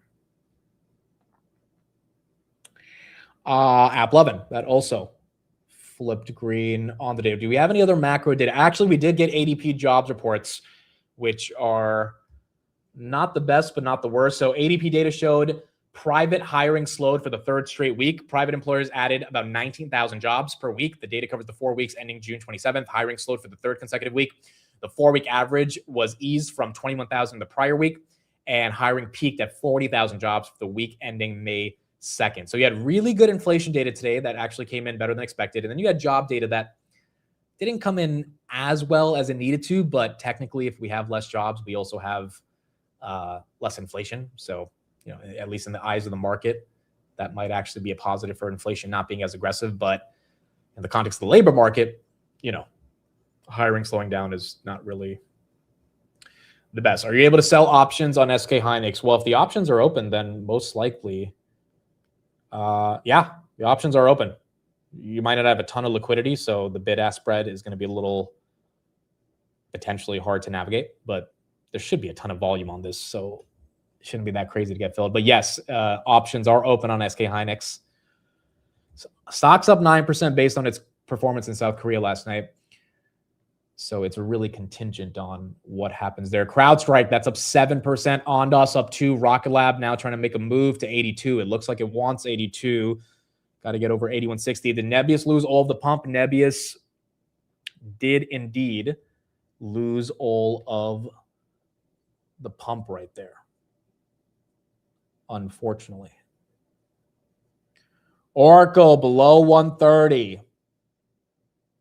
Below 130 here. As that's getting hit. Oracle 130. I'm not really seeing juicy software buys, to be honest. I thought it would be a lot better. Like, I thought we could get Shopify below 120. That's not happening. Palantir's almost back to 128. Figma kind of wanted at least at 20. So the juicy, I mean, ServiceNow I feel like is the best out of all the software names, but that one's also starting to recover here at 104. I don't know. IBM 221. IBM kind of stuck within that range. All right, there you go. Rocket Lab getting a nice breakout. Nice breakout right there. Wow, look at that. 81.75. 81.75 right there. Let's see if 82 is possible. Nebius 218, SK Hynix 10%, AppLovin up 2.4%, SoFi that's up 2.84. IGV almost recovery. IGV, yeah, look at IGV. It was down 4, now it's flat. Yeah, not a super ugly day for software, at least on the index level, and many of those names starting to recover, which is good because IBM should not have been the reason for why they all take a hit. It doesn't make a ton of sense. The Clarity Act, is that getting passed? Well, Trump tweeted yesterday that he believes the Congress should pass the Clarity Act in honor of Lindsey Graham, who would have never wanted China to win when it comes to crypto. So, I mean, Trump obviously wants it to get passed. We're going to see over the next couple of weeks if it ends up getting passed. By the end of the summer is where some of the, odds have been saying it could get passed. We've just flipped red, but at this point, we're going to have to see. It would be good for Bitcoin and Ethereum, but CPI being better than expected is way better, I feel like, for Bitcoin and Ethereum at this moment. How about Microsoft? Is that a buy today? Down 2%? I feel like that's the buy today. It's freaking Microsoft here. I feel like that might be the one today. It was at 390 yesterday, 382. They got earnings coming up. Bloom, where's Bloom? Bloom is 246. That's up 5.7%. As that one's continuing to hold on. CrowdStrike, wow, dude. What a pump on Crowd. 9%, or sorry, 8.3%. 203 right there. Rocket Lab lost 80, 150, now at 80.82, but still holding on to the 80s.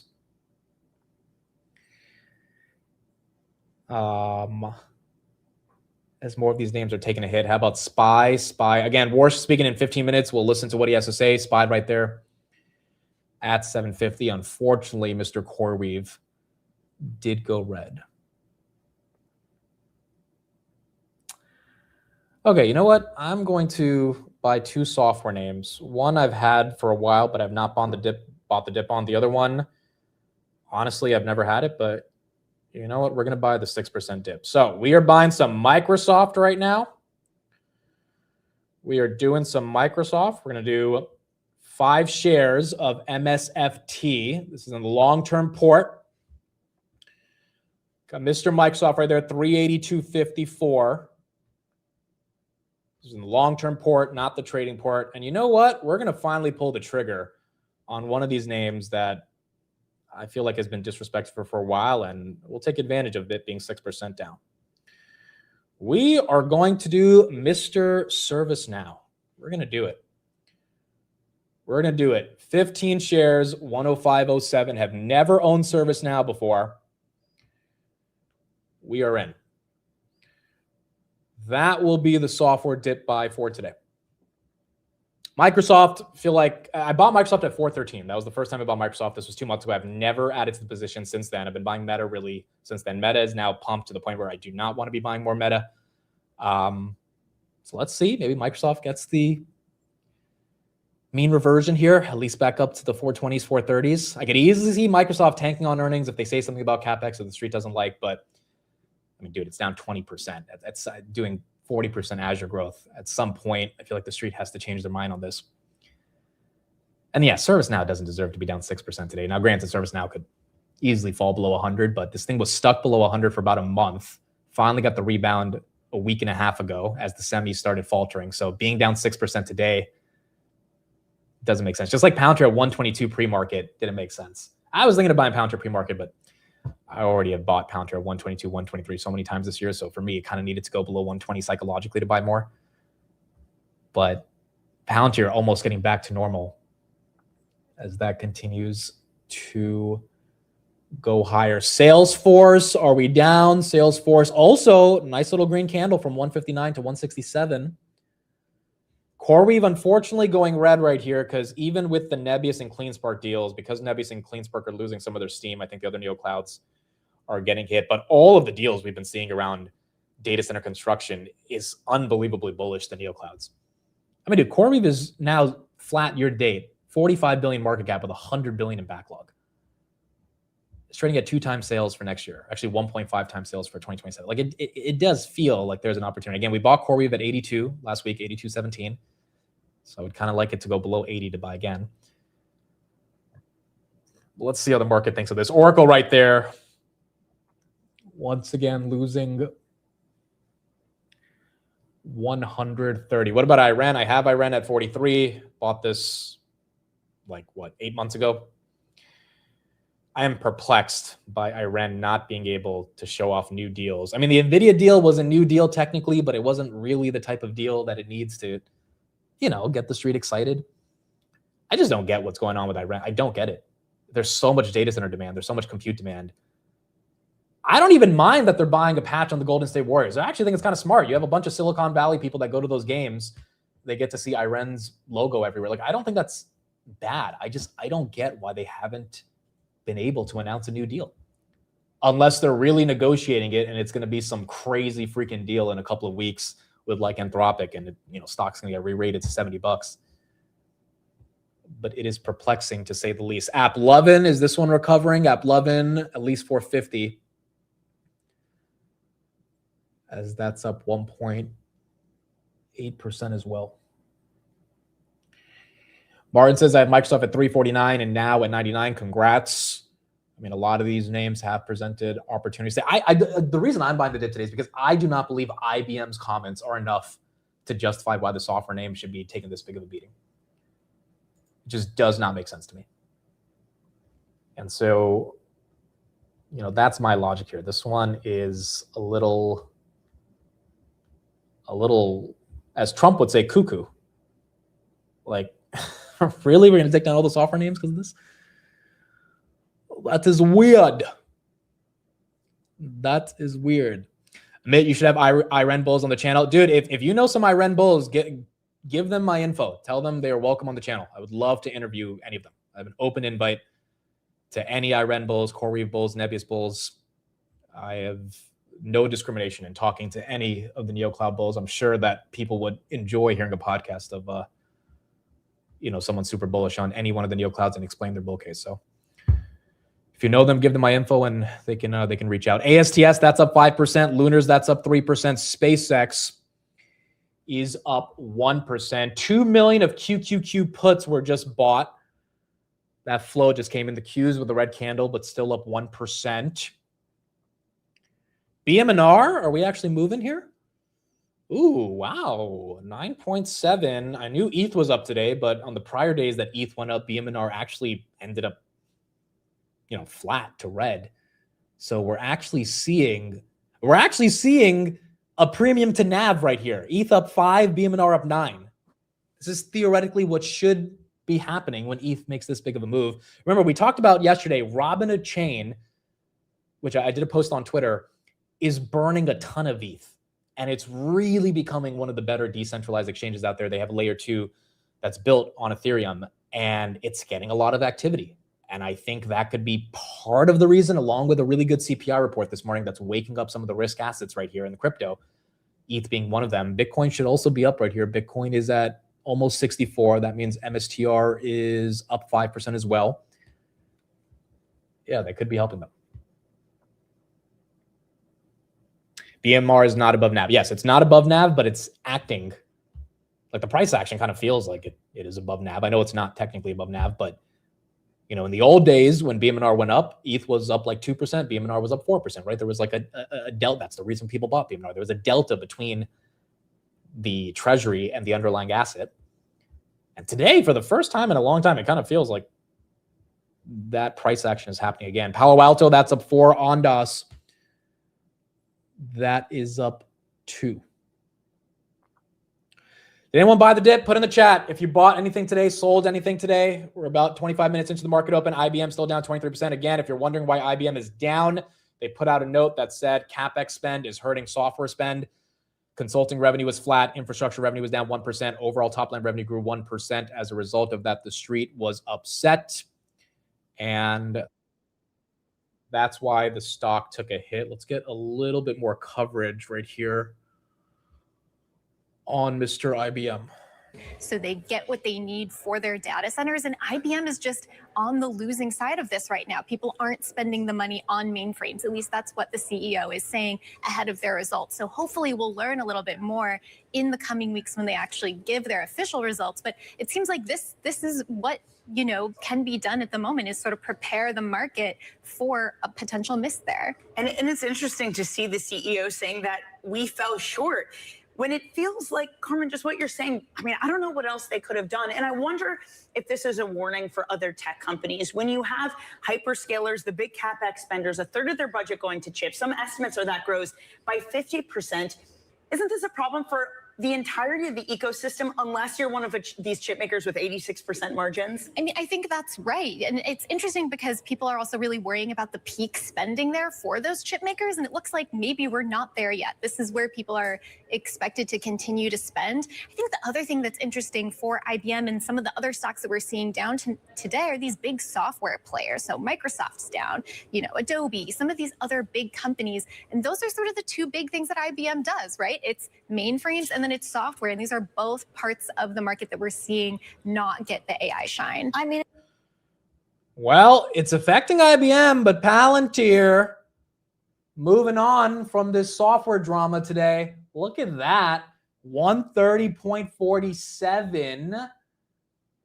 This thing was at 122 pre-market, folks. Complete recovery from that nonsense we got from IBM. I wonder if that happens to the other software names. And also, if that does happen to the other software names, do the semis go down if the software names go up? Micron already getting some red candles, 994 to 973. Intel, 108 to 106. SanDisk, which got an upgrade to $3,000 yesterday, 1815 to 1775. So we are seeing some of the red candles come in. Microsoft getting a green candle, still red on the day. ServiceNow needs to break 105.70, but also getting a few green candles. SoFi also getting a break. SoFi honestly trades with the software stocks. Usually SoFi does that. Robinhood as well kind of also trades with the software stocks. I guess fintech and software going together. Robinhood almost 112. Let's see if we can get a breakout on Robinhood. Wow, Palantir 131. Nice dip buy from 122 for anyone who got that in the pre-market. You have to be awake and see that IBM news. Rocket Lab, 81.79. Rocket Lab looks like it wants 82. It got very close at 81.98. Let's see if it gets there.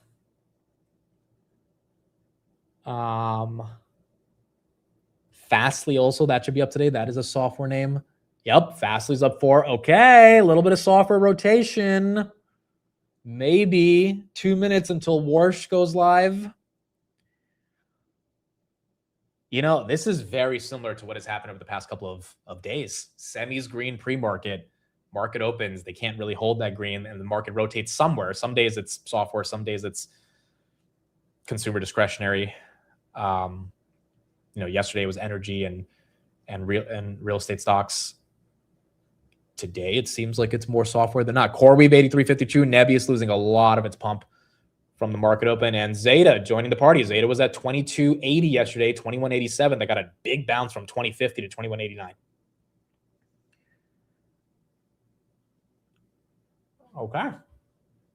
This is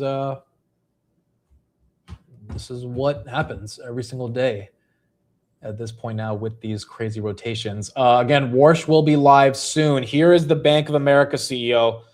Let's hear what he has to say on these earnings and where he thinks the state of the economy is going right now. Well, number one, all the businesses performed well. They all had operating leverage. They all had efficiency growth. They all had strong revenue growth. They all formed net new households. So all the businesses performed well, led by the markets-related business, just because the activity is very high. So whether it's the investment banking revenue, which is up significantly year over year, the trading revenue, which is up significantly, and importantly, the wealth management revenue is up significantly. So we feel very good. The team did a great job this quarter, 34% EPS growth. Really, really strong, 17% return on tangible common equity. Things we told people we'd get to over the next 12 to 18 months, we got already. They did a great job, and they controlled expenses better the great operating leverage of 660 basis points, which is the key to let that NII growth in our company fall to the bottom line, and they're doing that. Yeah, investment banking up 50%, sales and trading up 30%, equities up 70%. You know Wall Street, Brian. The question from here is this as good as it gets? Well, we still have very strong pipelines in investment banking. You know, the IPOs and et cetera, deals are still getting done and very strong interest in doing transactions. The AI build out still has a lot of debt funding and other funding required. So it's a very good environment. Investors are invested. And so whether it grows dramatically from here or continues this level, both will bode well for our company. But if you look at the end of quarter activity pipelines, it got stronger during the quarter. And that's good. And underneath that, though, you have to step back and say, what drives that? The real economy is growing in the 2% level. We haven't predicted to continue that for the rest of the year. Consumers are spending higher in the month of June than they did last June by about 6%. In July so far, the same. That activity is very, very strong and provides a great backdrop for the economy in the U.S. to grow. And around the world, you know, there are issues going on in wars and things that we're all dealing with. But the reality is our international business had a great quarter, fueled by a lot of the activity in Asia.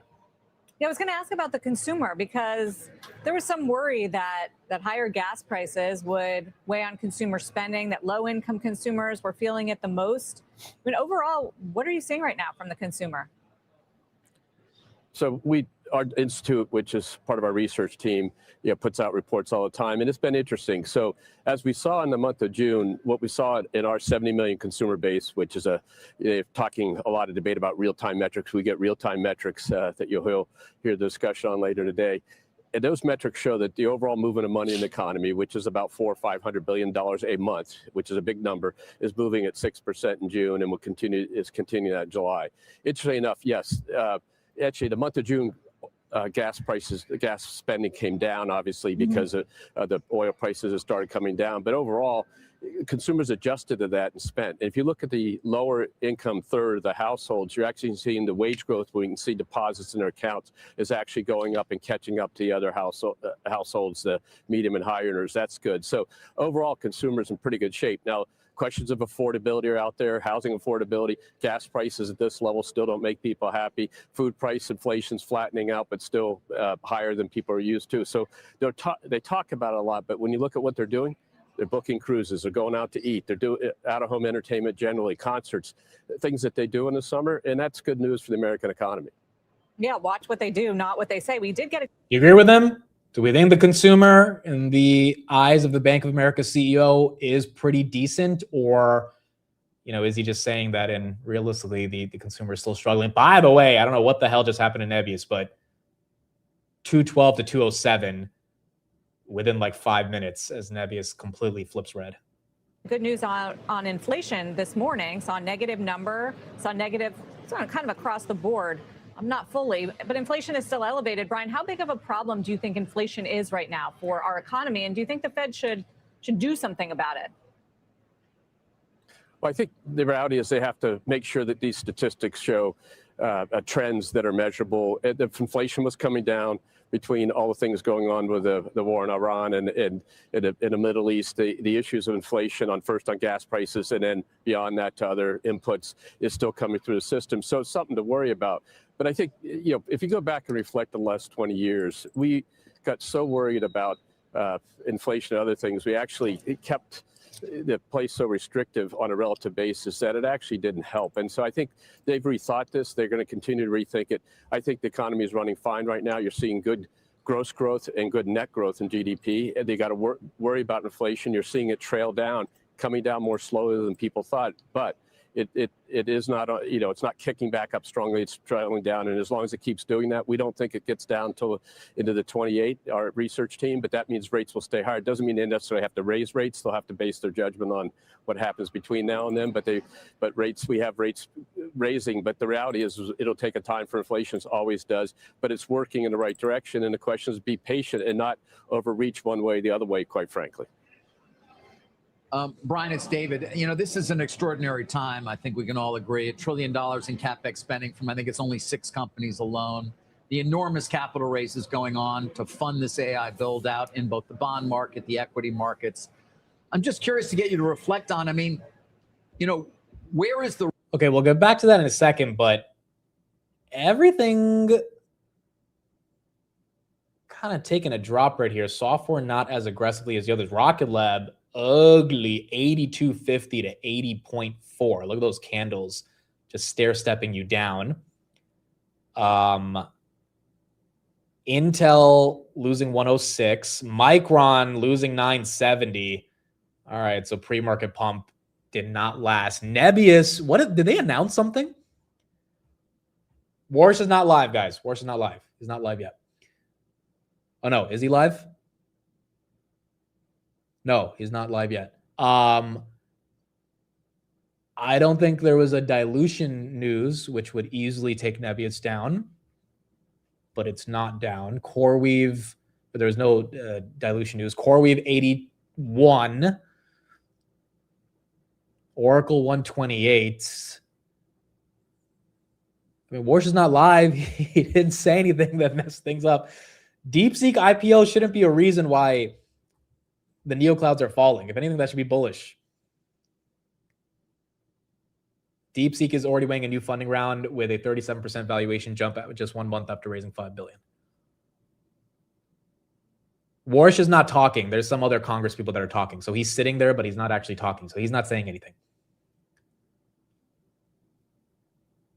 So there's nothing to watch right now. We gotta wait until he actually officially starts talking here.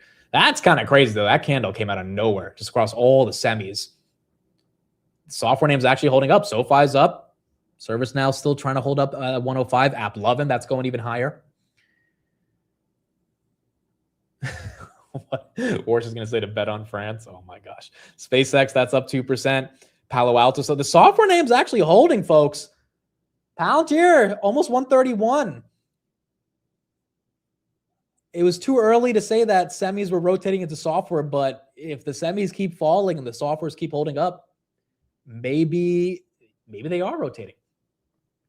Even with the freaking the IBM news today.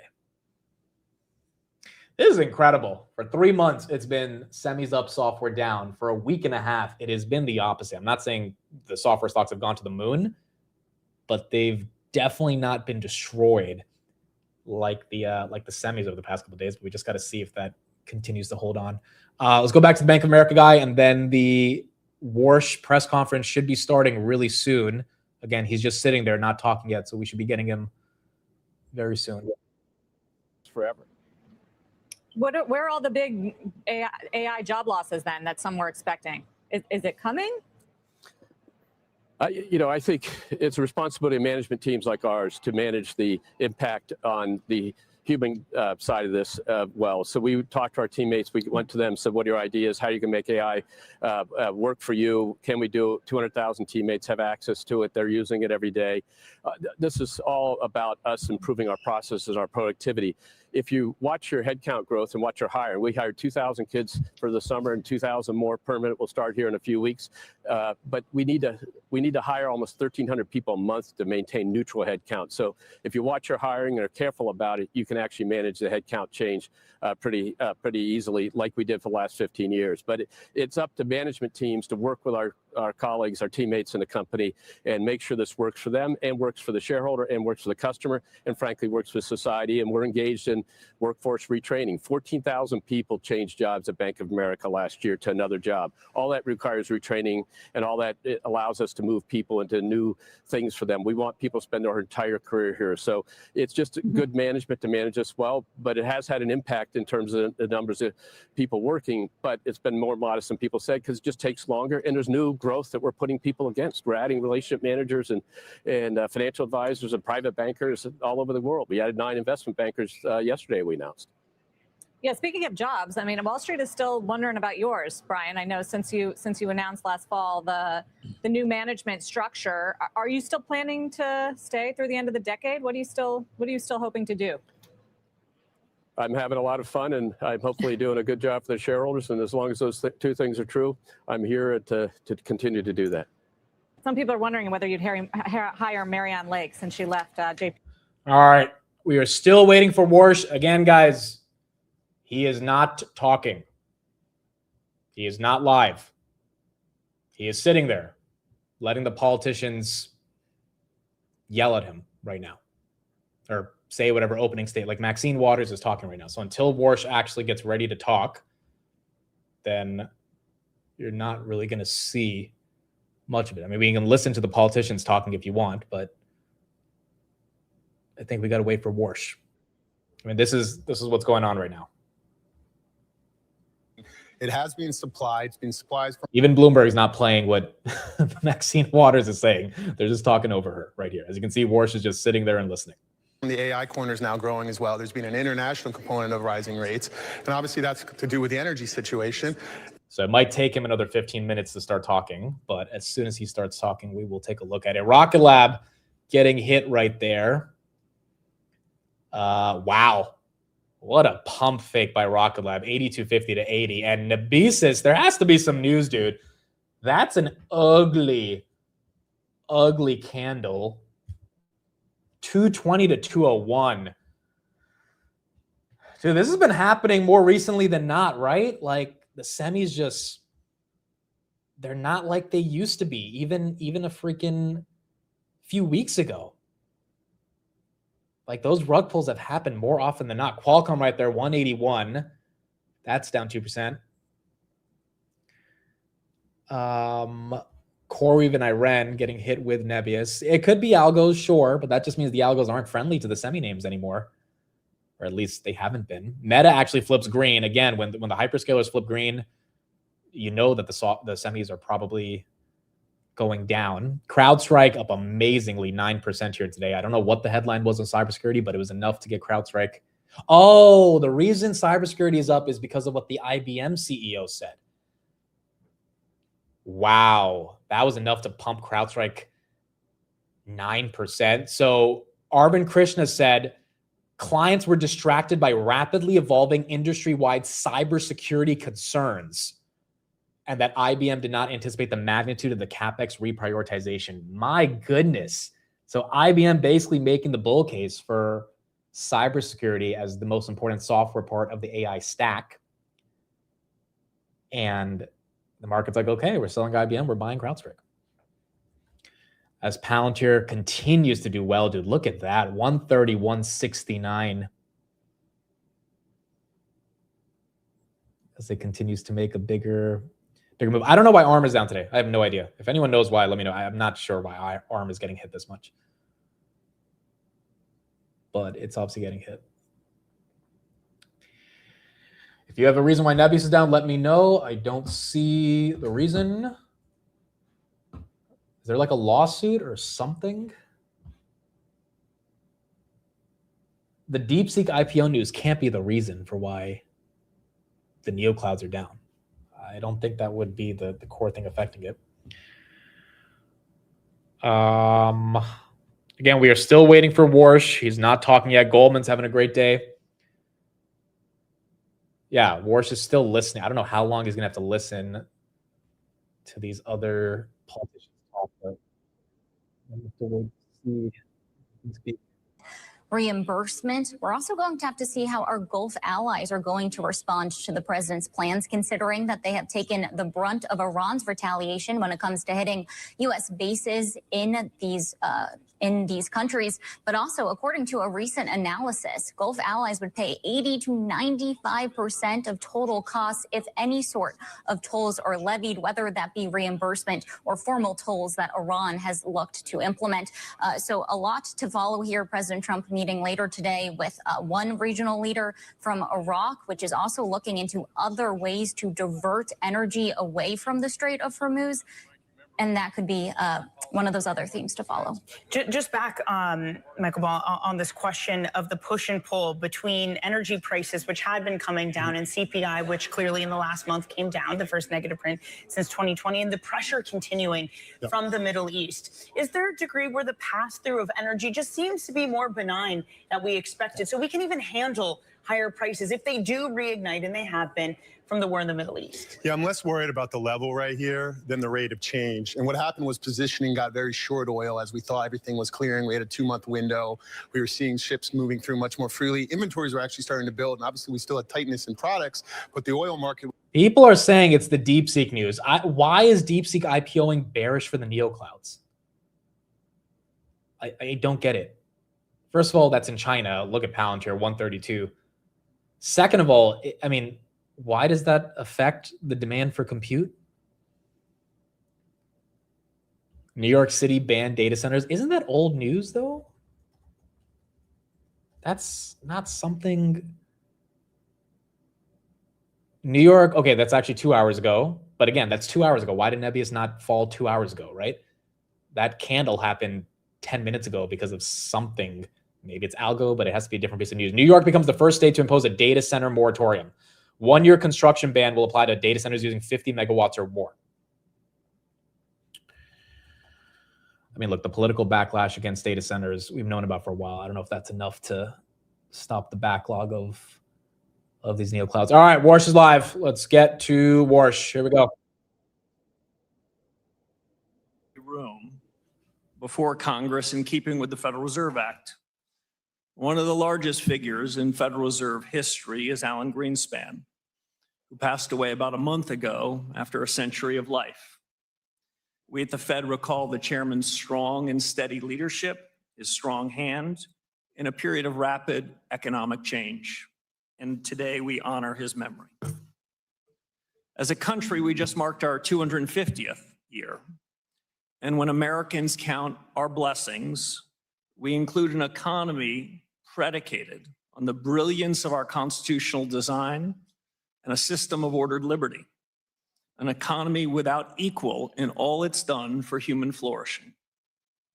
Some forms of Fed communications, which I've spoken about previously, are discretionary, but not this one, and for good reason. It's a prudent and wisely conceived obligation designed to keep the Fed accountable, responsible, and faithful to its congressional mandate of full employment and price stability. These obligations are of a piece with the Fed's rightful independence in the conduct of monetary policy. Stepping back, I would say today as we sit here, Mr. Chairman, we're at a hinge point in history. It's up to all of us to meet this moment. The task for this generation of policymakers and of individuals and households in the private sector is to ensure that the American economy excels far into the future. Now, at the Fed, our number one objective is getting monetary policy right. That's our clear and constant aim, the star we steer by. And if we get policy right, and I can assure you we will, the inflation surge of the last 5 years will be a thing of the past. Just a month ago, I chaired my very first meeting of the FOMC. My colleagues and I recognize that high inflation has been an undue burden on American households and businesses. And while monthly price volatilities and variations are inevitable, especially in an unsettled world, underlying inflation over longer time horizons is determined largely by monetary policy. As the chairman said at the outset, inflation's a choice. The members of our committee have no tolerance for persistently elevated inflation, and we share a resolute commitment to ensure price stability. This was the focus of our June meeting, at which we decided to hold the target range in the Fed funds rate at 3.5 to 3.75%.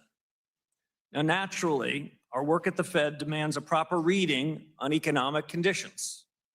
As you see in our report, economic activity grew at a solid pace, showing remarkable resilience in the face of recent developments.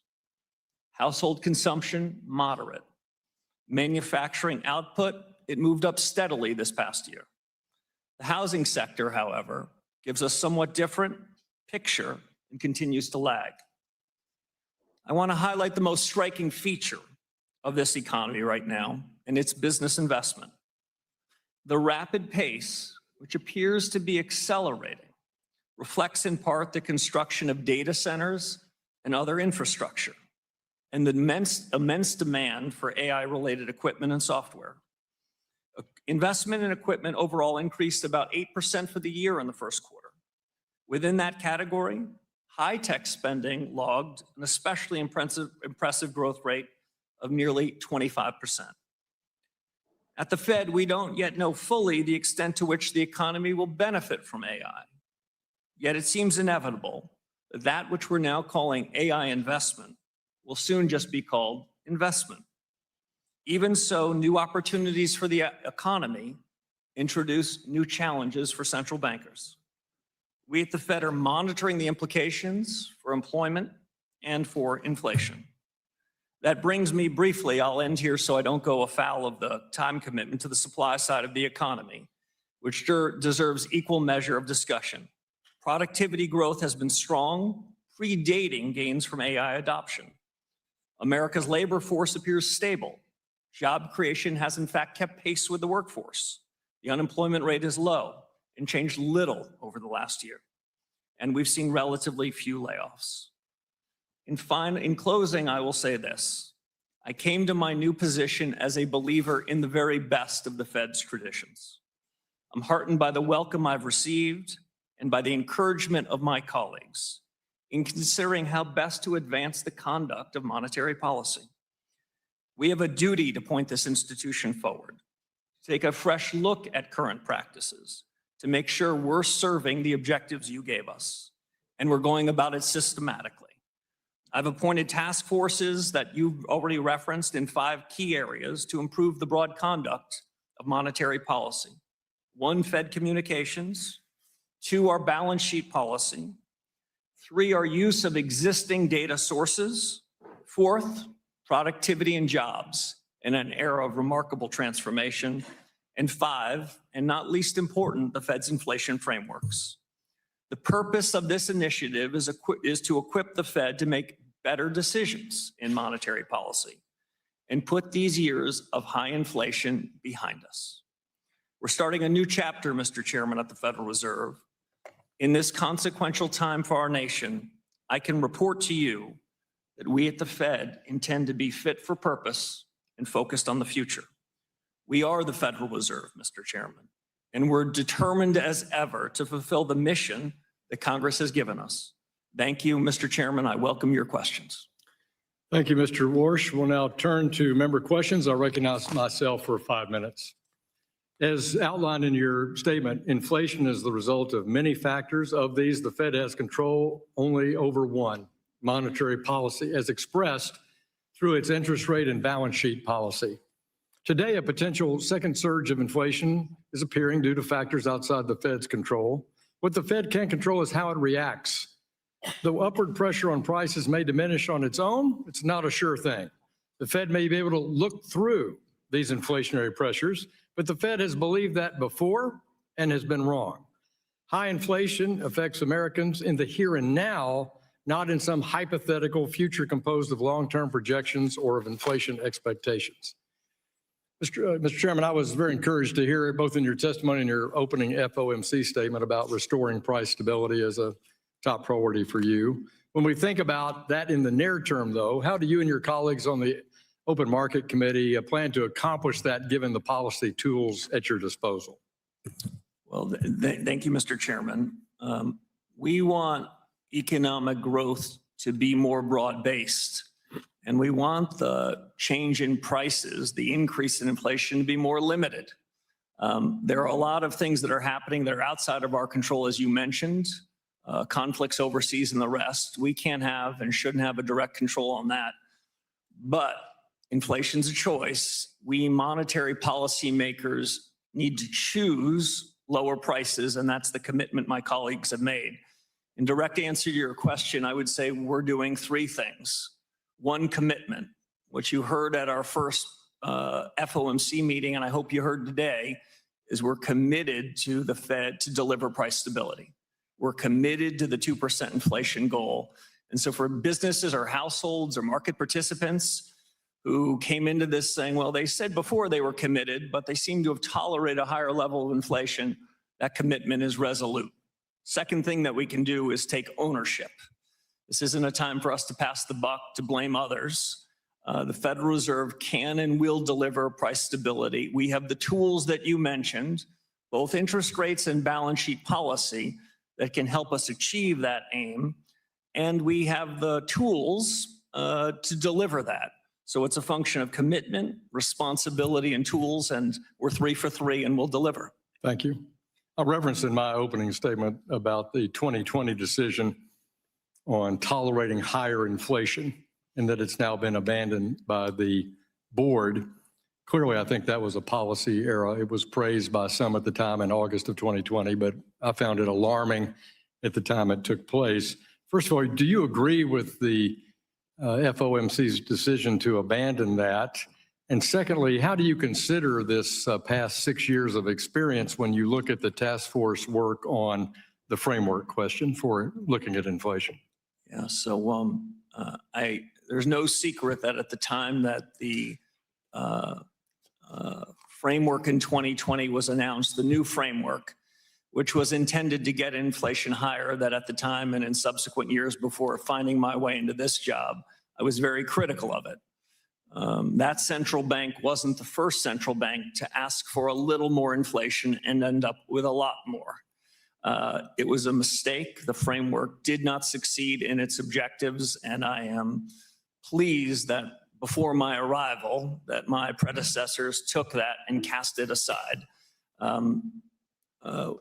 All central bankers are going to make some share of mistakes, but when they make a mistake, they've got to call it out. Had that mistake been called out sooner, I don't believe we would have been burdened with this undue tax over the last 5 years. It's nearly the same degree. That's why we are reform-oriented. That's why my colleagues and I are so driven by these task forces to think about them anew. And in final response, I'd just say one of the task forces you mentioned is to revisit the inflation frameworks that the Federal Reserve uses so that we can better understand what will cause inflation to rise and fall and what we can do about it. Well, thank you. And you also referenced courage in your opening statement, and you've just outlined the toughness of the set of policy choices that you and your fellow governors have. So difficult that your longtime predecessor, Arthur Burns, described that mission as the anguish of central banking to try to cope with the different structures. So in the last seconds I have left, will your task force work review the issue of what you have control over versus what is in the control of the Congress and regulatory and executive branch authority? Yeah, I'll be brief in my response given the time. There's no anguish in central banking here, Mr. Chairman. We have the commitment, the power, and the responsibility to deliver on the mandate that this committee gave us, and we will. We've got full ability to do it, so you will not hear me blaming anyone else. Thank you, Mr. Chairman. My time has expired, and I recognize the ranking member, Mrs. Waters, for questions for 5 minutes. Thank you, Mr. Chairman. Chair Walsh, Section 10 of the Federal Reserve Act states, and I quote, "No member of the Board of Governors of the Federal Reserve System shall be an officer or director of any bank, banking institution, trust company, or Federal Reserve Bank, or hold stock in any bank, banking institution, or trust company," quote unquote. This prohibition ensures there's no conflict of interest arising from your role in making decisions as a regulator that could lead to your personal profit. Yes or no? Do you think that's a sensible prohibition?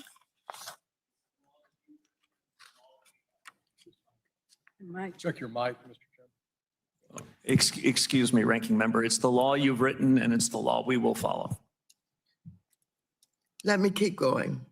Vice Chair Baumann and FDIC Chair Hill testified last year that this prohibition is good public policy as it ensures that bank regulators serve the public's best interest and not their own.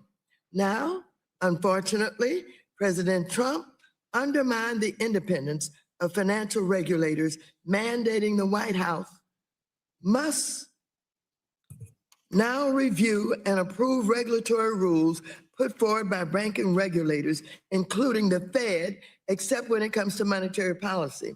And instead of focusing on the job Americans elected him to do, the president grossly profiting off of his position to the extent the president and other executive branch officials now have a say in regulations in the Fed issues. Chair Walsh, Should those officials be prohibited from owning any businesses where they have a role in regulating them, whether it is crypto company or bank or anything else? Yes or no? So, Ranking Member Waters, I don't mean to disappoint you, but we're going to stay in our lane at the Federal Reserve. The more we stay in our lane, the more we stay out of politics. The rules and obligations for others outside the Federal Reserve are not something at which I feel it's appropriate for me to opine. I have here President Trump's most recent financial disclosure, which shows that Trump made billions of dollars in the first year of his presidency, the bulk of which came from his family's crypto businesses, all while he is responsible for overseeing the agencies regulating crypto. This is an egregious conflict of interest, and Congress must put an end to it. Now, I want to just show you, in case you haven't had time to look yet, that this is the president's disclosure of his financial interests. This is, how many pages? 900. This is 900 pages of financial interest. When you have time, I want you to go through them so that you'll know and understand exactly what I'm talking about. So let me ask you, do you believe we must put an end to it? Ranking Member, you've given us a big job. We've begun in 6 short weeks to tackle the big job, and I'm focused on that. Well, let me just go further with the prediction markets. I'm deeply concerned by the potential for regulators to profit from the use of material non-public information on prediction markets. There's a pattern of insiders appearing to profit ahead of market-moving Trump administration decisions, like when officials with close ties to the administration make trades prior to major tariff announcements. Chair Warsh, what oversight does the Fed conduct over its employees with regard to insider trading? And given the rise of prediction markets, is the Fed increasing its oversight for its employees profiting from the use of material nonprofit information?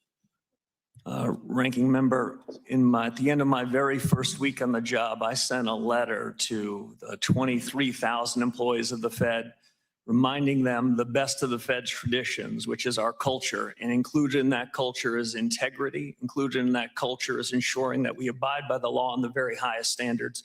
That's a commitment that we've made to each other and will make to you. Well, thank you. Chair Warsh, in 2019, I posed a simple question to former Chair Powell. I asked, if you get a call from the president and he said, I'm firing you, pack up and it's time to go, what would you do? Chair Powell said, of course, I would not do that. The answer would be no. Gentlewoman's time has expired. I asked further, he does not want me to go any further. Do you think the president doesn't have the He can authority? answer that answer. He can give you an answer in writing, and I'm sure he will do that in a timely way. Thank you so much. The chair recognizes the chair of our task force monetary policy, Mr. Lucas of Oklahoma. You're recognized for 5 minutes. Thank you, Mr. Chairman. And Mr. Chairman, I want to start off discussing these task forces you've created. Clearly, Chairman Hill's monetary policy task force idea is catching fire as we see this go across the landscape. What do you anticipate the result of the task forces to be? Can we expect public reports or other documents? How do you envision presenting the results of these findings, Mr. Chairman? Thank you very much. Right now, they're in discovery mode. I've given the 5 task forces a tall task to go back to first principles, see what we're doing, see what can be improved upon. They were starting with a blank sheet of paper, and you had a highly credible central bank running the most important monetary policy in the world. What would we do? Are there existing practices we could improve upon? Are there hard questions we could answer? The changes in the economy relevant to that? In terms of disclosure, we're going to make sure that the external independent task forces, which are staffed by some superb Fed staffers, that they get to share their views first with the decision makers. There are going to be 19 of us around the table that are committed to listen to them with an open mind and make decisions. But there's going to be nothing held in secret here. This is a public discussion on these 5, and I'm happy to share the results and the thinking periodically between now and the end of the year, at which point I hope we've got some real conclusions. Of course, the committee task force is very sensitive on this thing. Let's move to the communications and balance sheet. A concern I raised with your predecessor is the potential for confusion on the purpose of adjustments to the Fed's balance sheet, absent clear and frequent communication. For example, the trading desk announced yesterday it's continuing the $10 billion in bill purchases this period, presumably to maintain ample reserves. I understand not wanting to preempt the work of the communications task force, but can you share your thoughts on balance sheet policy communication? Will you make it clear to the markets when shrinking the balance sheet is intended to tighten monetary policy rather than a deregulatory effort to avoid market distortions? Yeah, you raise a couple of very good points. First, that some of the boundaries of these task forces will overlap. In some sense, each of the task forces are charged with obligations that are ultimately the FOMC and the Board of Governors. So the communications task force and the balance sheet task force, there might be some overlap in their work. Let me cut to the chase. The balance sheet policies since the global financial crisis when I last served, the balance sheet regime has changed quite significantly. The size and duration of assets the Fed's holding have changed massively. They changed first in a period of crisis. That was the design of this new balance sheet policy. I don't want to prejudge decisions that this task force makes, but it's no secret of my long-held views, and I'll just state them three ways. One is the balance sheet is part of monetary policy. Monetary policy is made both through interest rates and through the balance sheet policies. The balance sheet isn't merely about plumbing. So that's point one.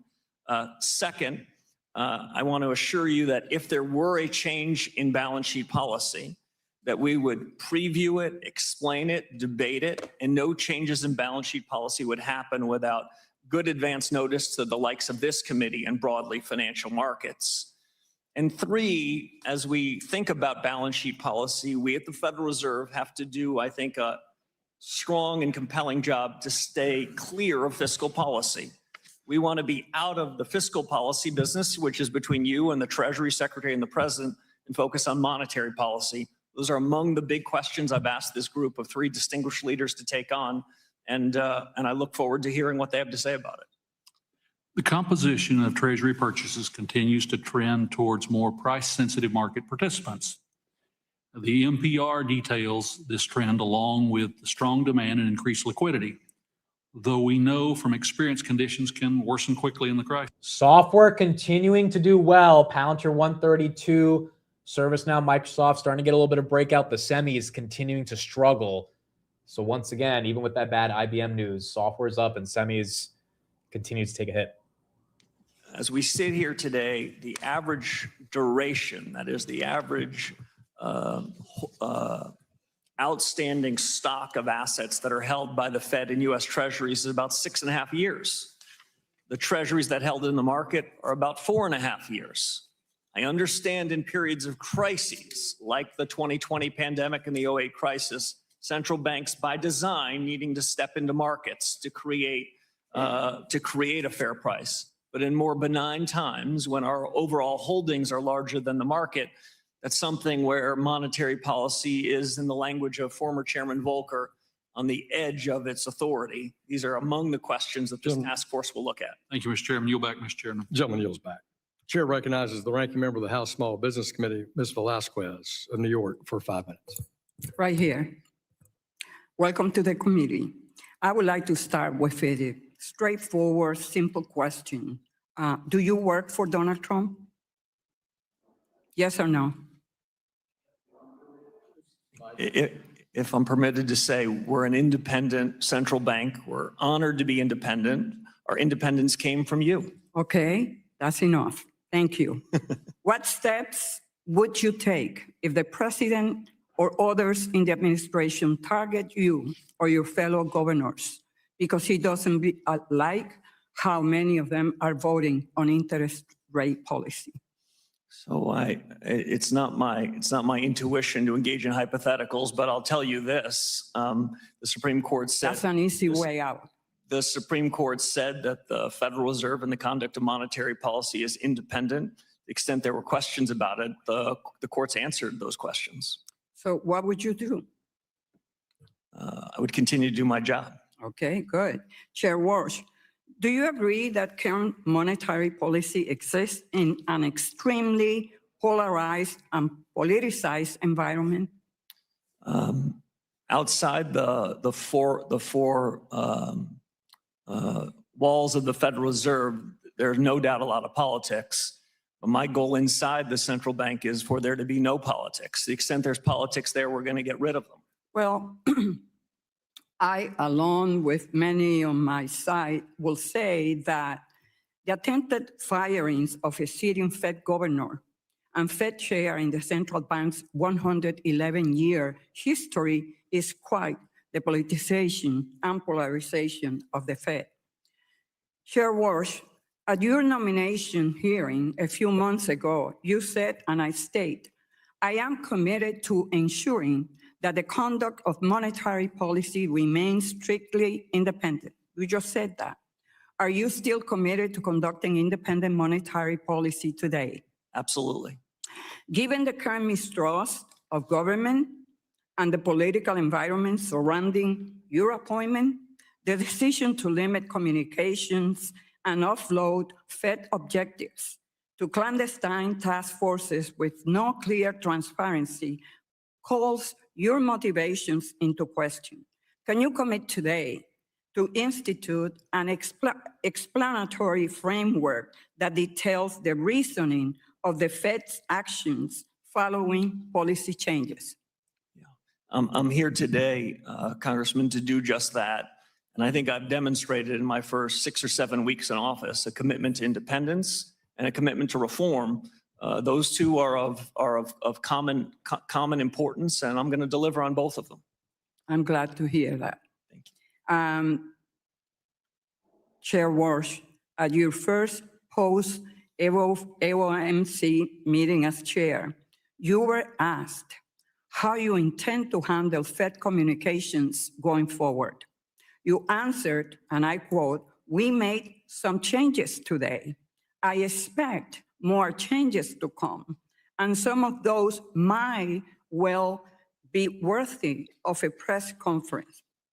To me, that is not a very definitive standard.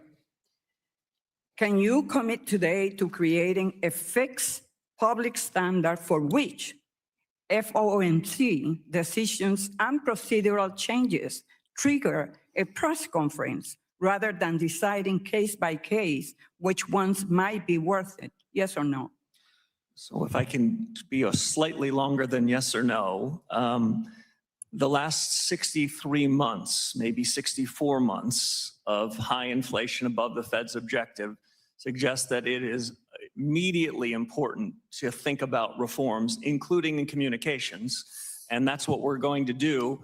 I don't expect any of the changing communications to be about hiding the ball. The purpose of a change in communications is to do one thing right, which is to get monetary policy I right. hear you, but are you instituting any standards that will qualify for a press conference as a worth news for the public and hear us in Congress? So in a word, yes, and we have a task force that's going to help us think about how to do that and do a better job of getting policy right and So making sure that you know what we're doing and why. Can you give me a single objective or criteria right now on how you will determine whether or not a change at the Fed is significant enough for you to hold a press conference on it? Mr. Chairman, I'd invite you to answer that question in writing, please, for the gentlewoman from New York. Chair recognizes the gentleman from Texas. Mr. Sessions, you're recognized for 5 minutes. Mr. Chairman, thank you very much. Chairman, welcome. We're delighted that you're here. This is your first time here, but you'll get used to coming back. You'll be here twice a year. So your report to Congress is important, and we do count on the factual nature of that. I'd like to refer, if I can, to 3 questions and allow you to speak instead of myself most of the time. Number 1, housing interest rates. That would be on page 21 and 37. Then understanding better the agricultural stability of that marketplace. I represent a huge... All right, we'll get back to that in a second. Overall, folks, Warsh is not having the biggest impact on this market right now. We are relatively flat from where we were in the morning, S&P 500, 751. But the semis, especially the data center stocks, I don't know what the hell happened. Nebby is 220 to 200. It looks like it wants to lose 200. It lost it for a second, then it got rebounded. Zeta, big recovery. Fastly, big recovery. Palantir, phenomenal recovery. 122 to 132. ARM, down 5. IBM, still in the gutter, down 24. But the market's not taking all the software stocks down with IBM, which is actually very encouraging. AppLovin got hit yesterday, 12%. That's up 2.8%. Meta goes green. Microsoft, very close to going green, 382 to 386. Let's see if we can get this thing back up to at least the 388 range. Palo Alto, great day. That's up 5%. Amcor is up 4. Cerebras is down 5. So all the semis are not down, but they're definitely all not up. NVIDIA finally getting some love after that 204 level. Micron, which was pushing 1,000, now at 964. As this one is taking a pretty ugly hit. SK Hynix is doing well. I mean, again, up 12% right here. This one's actually massively outperforming Micron, especially from yesterday. So SK Hynix starting to get some juice in it. But if you look at it in a sector-wide basis, the semis are up, but they're not all up. The software names are up, but they're not all up. So it's kind of picking and choosing which ones the market wants to give some love to. ServiceNow almost at 107, still down 4%. It was down 7%. Adobe still down 3. Salesforce down 2. It was down 6. Then Oracle was down 2 as well. Space names were taking a big move today. Unfortunately, Rocket Lab right below 80. So 82.54 ended up being the top for that so far, back down to 79.70. Yeah, Zeta, great recovery. And unfortunately, the neoclouds, they are taking a pretty big hit. Again, that New York City news about data center moratoriums, that's not stopping Nebius, Corey, Viren, any of those guys from doing what they need to do with the other contracts they have. And it's just one city at the end of the day. So I guess perceptually that could be bearish as Nebius goes below 200, but I don't know if that's the real reason. ARM still down 6. Look at Palantir run, dude. 122.60 to 132.50. Let's see if we can get that breakout to 135. We were there last week. The market basically not punishing every software name because of IBM, and every semi name not being punished just because the neoclouds are down. So kind of picking and choosing which ones are the winners here today. Hugely agricultural Discussion to a lot of hardworking Americans. It's higher than it's been, and in part that's because of inflation that has been above the Fed's objectives. Okay, and looking forward, so we have your goal. What can we look at you and say, what is our new chairman going to do about that? So he's going to deliver price stability with his colleagues at the FOMC. And what we can do in making sure that people are confident that the change in prices is at such a level they don't have to think about it and they don't have to talk about it. That is consistent with long-term treasury yields being lower, and that's also consistent with mortgages being more affordable. Well, I agree with that, and I'll look forward to that. Agricultural outlook, as you know, farmers, the farm economy is going through some changes. Your viewpoint on that? As you know, the Fed does not target particular sectors, but that doesn't mean these sectors aren't incredibly important. The housing economy matters to the economy, the overall economy, and so does the ag economy. It's the breadth and diversity of the U.S. economy that gives it its strength. It's the dynamism of what's happening in each of these sectors, including in agriculture, that gives us great comfort that economic growth can be materially higher than it is. We are not afraid of productivity-led growth, and that's not unique to AI. That's across all sectors of the economy. As I mentioned to Chairman Hill, we're looking for growth to be broader and the change in prices, the inflation in prices to be more limited. Agriculture is not immune to either of those developments. Well, the Agriculture Secretary has been added to some of your important committees to make sure there's discussion. I hope that you will listen to her. It is important for you to understand that when people talk about the stock market or investment, farmers and ranchers look out in their backyard at the cost of their equipment, at the cost of their land, at the cost of things. They don't have a stock market. They have their own investment. And I think that the Secretary can be there to completely continue to remind you of that. Labor market outlook really looks good. Page 16, sir, your take. Yeah, so the labor market has been remarkably resilient. The increase in nominal wages has been solid. You might have heard in my comments at the beginning of this a bit more focus on the price stability part of the mandate.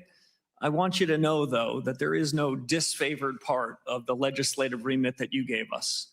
The dual mandate is your word to us that we're going to focus on price stability and on full employment.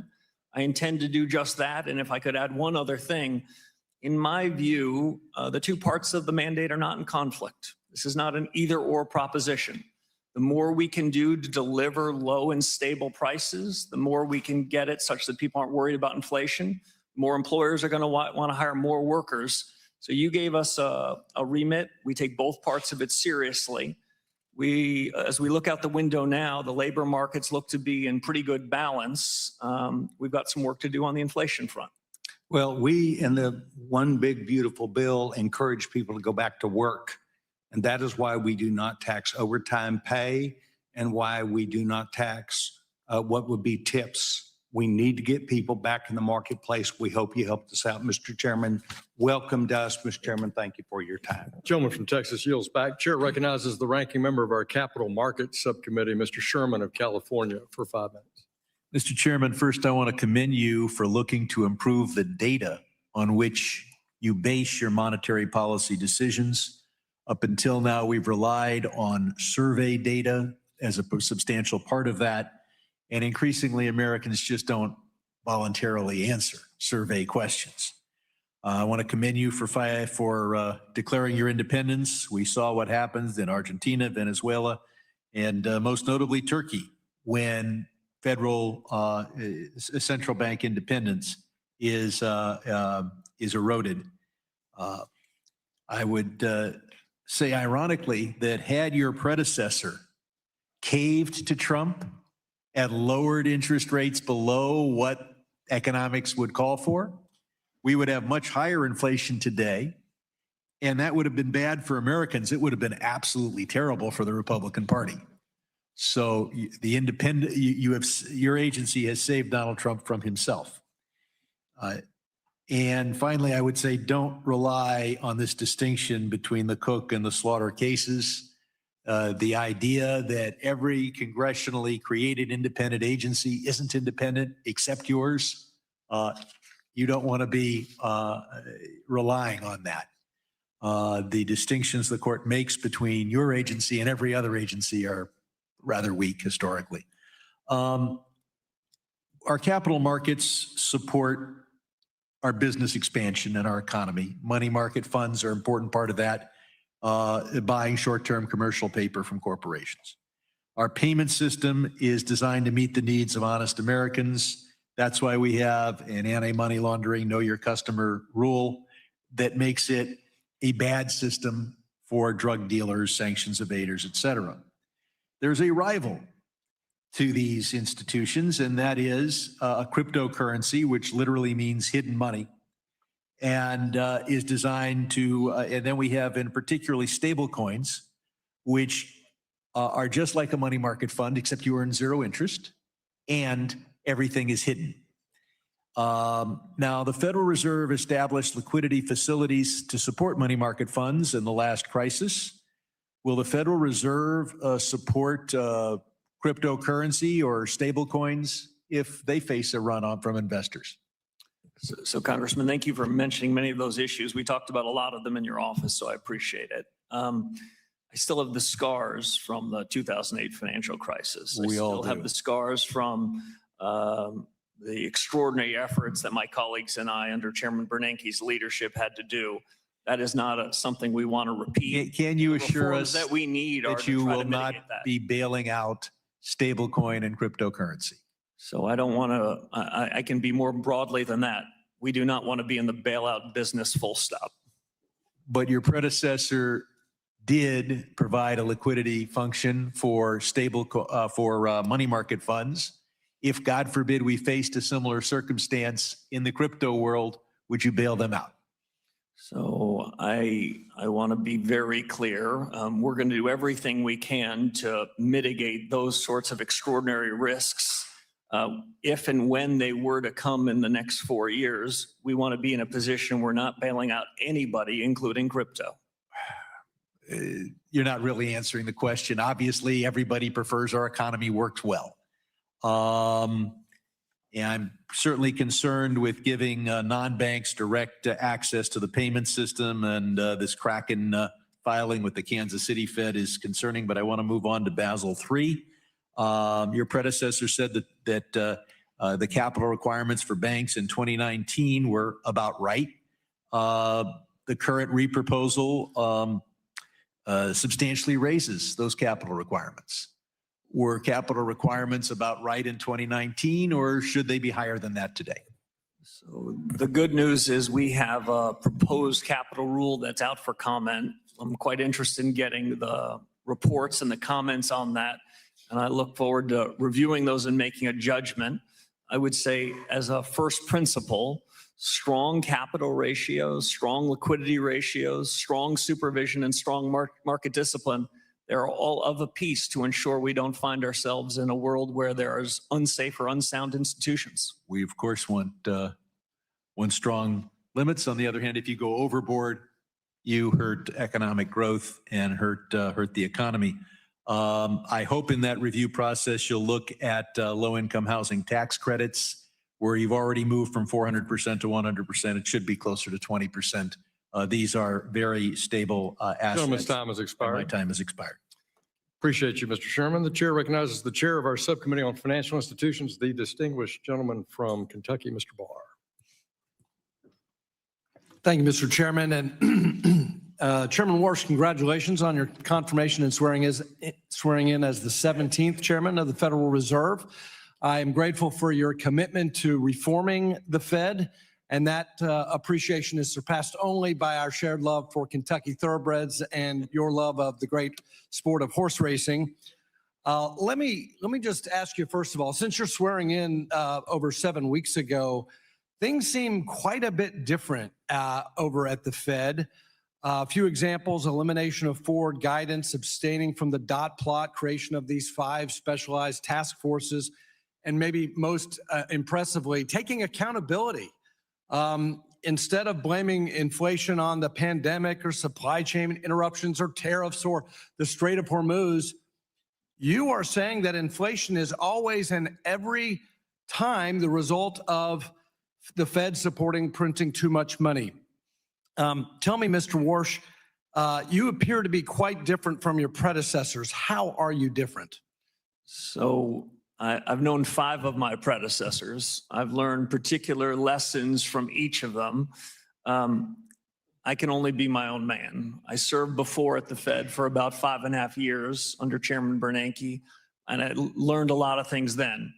But you're right. In 6 weeks, we have caused, I think, a sea change in new thinking, the beginning of a set of reforms that are going to be put in place across at least 5 dimensions in monetary policy. And it's a broader discussion about reforms that will be forthcoming in everything we do, including supervision and regulation, where there's already been a good start, in payments and the rest. We made a lot of progress in 6 weeks, but I think it's important to use this opportunity wisely. The 63 months of inflation above target has been an unfair burden and has been a tax on the American people and businesses. We plan on getting rid of that tax. If that means we need a regime change in policy and we need new consideration of practices, some of which have been working, some of which haven't, that's what we aim to do. And we're just getting started. Well, I appreciate your commitment to being different. Let's talk about overhauling Fed communications. This from a Wall Street Journal editorial on June 15th. They write, few innovations since 2008 have been as counterproductive as the adoption of forward guidance as a policy tool. The constant yammering, long policy statements, press conferences after every FOMC meeting, nonstop speeches by Fed officials, and above all, the quarterly summary of economic projections has exposed how little the Fed understands about the economy and trapped officials in errant policies. Chairman Warsh, why is it important to do away with the dot plot and end once and for all forward guidance? Well, Congressman, I've made no secret probably over the last 15 years of my views on communications. I think when central bankers speak like I am before you, it's either one under obligation or in this case under obligation and purpose, which is to share a set of new reforms so that American households and businesses might say to themselves, this is a regime change in policy. We're only beginning it. I'm keenly interested in the views of these 5 task forces. And ultimately, these are decisions that are going to be made jointly. The best of the Fed's traditions are to work collegially, and I've really been quite impressed how open-minded my colleagues have been to take it up, specifically in communications. If we were to share with you our every passing thought, I worry not that there's anything wrong with us, but we're human. And if we were to give you my projection today about what we'll do when we meet in 2 weeks, what we'll do over the course of the year, that we then find ourselves sort of taking information that's consistent with our priors and rejecting information that's inconsistent. It's not the way we want to do things. We want to get policy right. And I think being somewhat more circumspect in our communications, at least for me, is a better way of calling balls and strikes. Finally, thanks for your commitment on dealing with this mission creep. In recent years, the Fed has concerned itself with matters outside of its dual mandate, including diversity, equity, inclusion, climate change, and the like. That's why the Fed's joining the network of the greening of the financial system distracted the Fed from the very important job of price stability. How will you keep the Fed from rejoining the network for the greening of the financial system or veering into these peripheral and distracting matters that go beyond the statutory remit of the Fed? By being very clear of our obligations. You told us that our job is full employment and price stability. You gave us plenty of other hard work to do. We'll have a series of reforms outside of monetary policy. Our plate is full. We will not be wandering into other areas, I can assure you, Congressman. Thank you. I yield back. The gentleman from New York, the ranking member of the House Foreign Affairs Committee. Okay, we will get back to that, but I mean, markets are kind of taking the speech nicely. Look at SK Hynix go 15%. Micron's still getting hit, or at least not getting hit. It's green, but not really going up as much as the other memory names. But SK Hynix kind of taking off here. Palantir is a pretty big move on Palantir. 2.68%, but more than 10% from the lows of the pre-market. The neoclouds are still not fully green. Nebius at least back above 200, which is nice to see. 201. But why is the screen blank? That is so weird. Let me see what the issue is right there. That's weird. Can you guys see it now? No, it's not loading. That is very weird. I don't know what to say about that.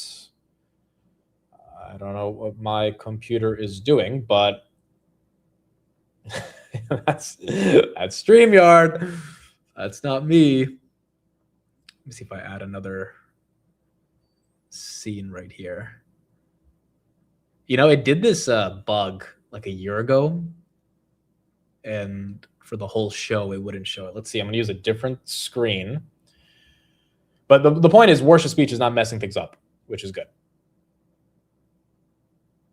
Okay, this is not showing as well. All right, this would make me have to reset my computer, which I'm not going to do. Let's go back to what Warsh is saying. But yeah, the point is stocks are holding up, which is good. You're not getting anything too crazy out of Warsh, which is really important.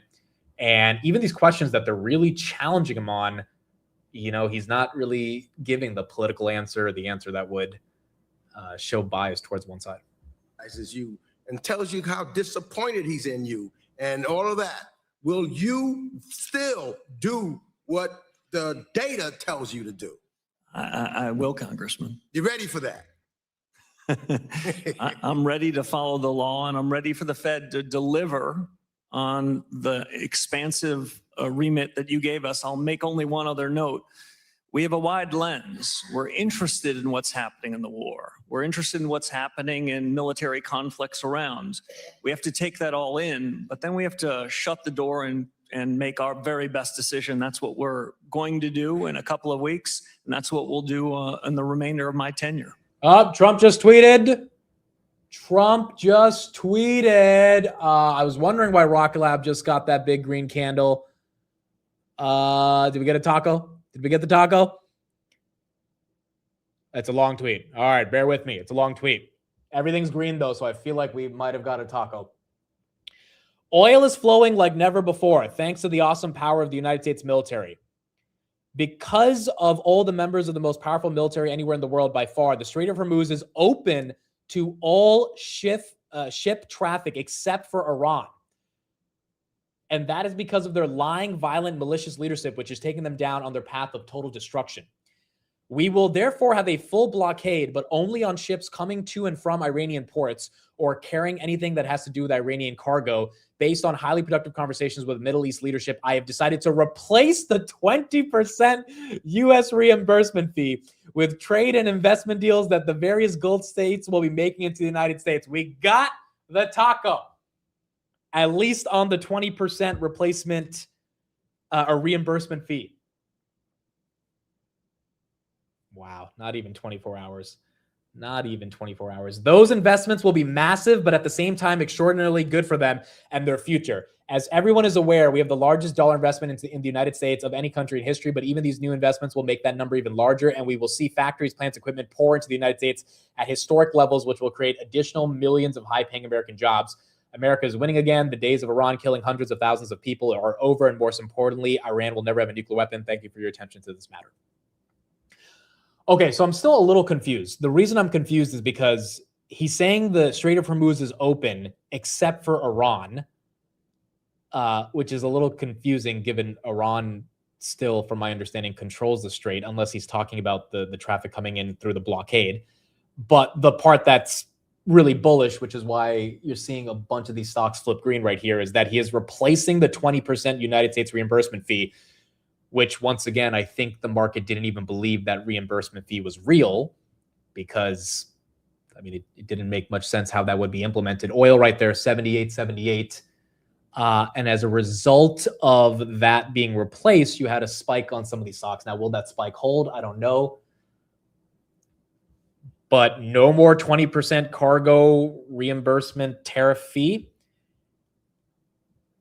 And the Strait of Hormuz is technically open, is what Trump is saying, except to Iran. That part's a little confusing to me, but at least the theoretical tariff is gone. He's saying that's going to be replaced with investment into the United States and deals with Gulf states. I don't know what that means either, because, I mean, I guess he's announcing that Kuwait and Bahrain will be investing in the United States for these huge factory, plant, and equipment deals. So I guess instead of that 20% fee, it's almost like the tariffs, right? Instead of charging you a tariff, you invest in the country. That's what he did with South Korea and Japan last year. It seems like that's what he's doing with the Middle Eastern companies or Middle Eastern countries. And I guess that's enough for the market to get a rebound. So a little bit of a move here higher, but still a bit confusing on what exactly this new blockade looks like. But the 20% fee should be gone. But what objective standards must any firm satisfy before you conclude that the benefits of innovation outweigh the risks to consumers and the broader financial system? I like the way you think. A benefit cost test is a good test for economists like us, and the benefits exceed the cost, and that's the kind of policy, procedure, and objective we want to pursue. Thank you. Thank you, Congressman. Gentleman yields back. The chair recognizes the chair of our Capital Markets Subcommittee, Ann Wagner of Missouri. You're recognized for 5 minutes. I thank you, Mr. Chairman, and welcome, Chairman Warsh, and congratulations to you. My work on the Capital Markets Subcommittee as chairman has been focused on giving the American people and our small businesses more options and access to our markets, giving the everyday investor and the local employer better opportunities to grow their financial future and kind of on their own terms, I'd say. Under the previous administration, we saw a heavy-handed regulatory approach that aimed to strip risk out of our markets entirely. And time after time, the Biden-Harris administration pushed policies that limited financial freedom and stifled growth. Our capital markets are, as we all know, the envy of the world, and that is because We allow Americans to weigh risk and reward for themselves and make the financial decisions that are best for them and their families. Chairman Warsh, at a high level, how do you view the Fed's role relative to the financial system, both as a central bank and as a bank regulator? And I guess what I mean is, should the Fed try to engineer all risk out of our economic system, or should it act as a prudent observer that only intervenes when truly necessary? So, Congressman, it's a leading question, which I can answer with we need to strike the right balance. We are not trying to take risks out of markets in normal times. The economic growth that I mentioned to your colleague just a moment ago comes about because of a certain dynamism in our financial markets, which comes from a dynamism in the real economy. That isn't created by the Federal Reserve, but we can be a foundation with clear, steady policies, delivering on the remit that you gave us, so that the American spirit and American economic growth can continue to be the envy of the world. Something on the top of mind for myself and certainly for my constituents in Missouri's 2nd Congressional District is the state of the economy, including the cost of living, job growth, and interest rates. Though it is often characterized as being tasked with a dual mandate, the Fed, in fact, has multiple statutory mandates, including stable prices, maximum employment, moderate long-term interest rates, and financial stability. When the Fed leans into one of these goals, sir, it can create ripple effects on the others, forcing a balancing act between competing priorities. Chairman Warsh, how do you weigh these different mandates and the trade-offs between them? So I'm a little different than some in the economics profession on that, Congressman. I do not think we have a cruel choice between stable prices and full employment. I think the mandate that you and Congress gave us are entirely consistent. If we can ensure stable prices, the American economy can thrive, businesses can hire more employees, and the dynamic economic engine we talked about can continue to be the envy of the world. I don't think we have to run a balancing test. I don't think it's an either-or proposition. We're in the business of doing what we can to ensure financial stability over a business cycle and financial cycle, and we're always in the business of ensuring stable prices and full employment. At different times, our focus, our lens has to turn to one of those priorities, but I think they're entirely consistent with each other. Which leads to my next point here. There are some who believe, Chairman Warsh, that the Fed should be used as an everything regulator, where instead of acting as an observer of markets, the Fed attempts to actively manage them beyond its statutory responsibility. Chairman Warsh, how does this mission creep affect the Fed's reputation? And should the Fed take actions beyond those specifically authorized in federal law? We should follow the law. There is a tendency when circumstances get tough for any regulatory agency, any agency to go to the edge of their authorities, but that's when politics enter the door. My objective, the objective of my colleagues is to keep politics out.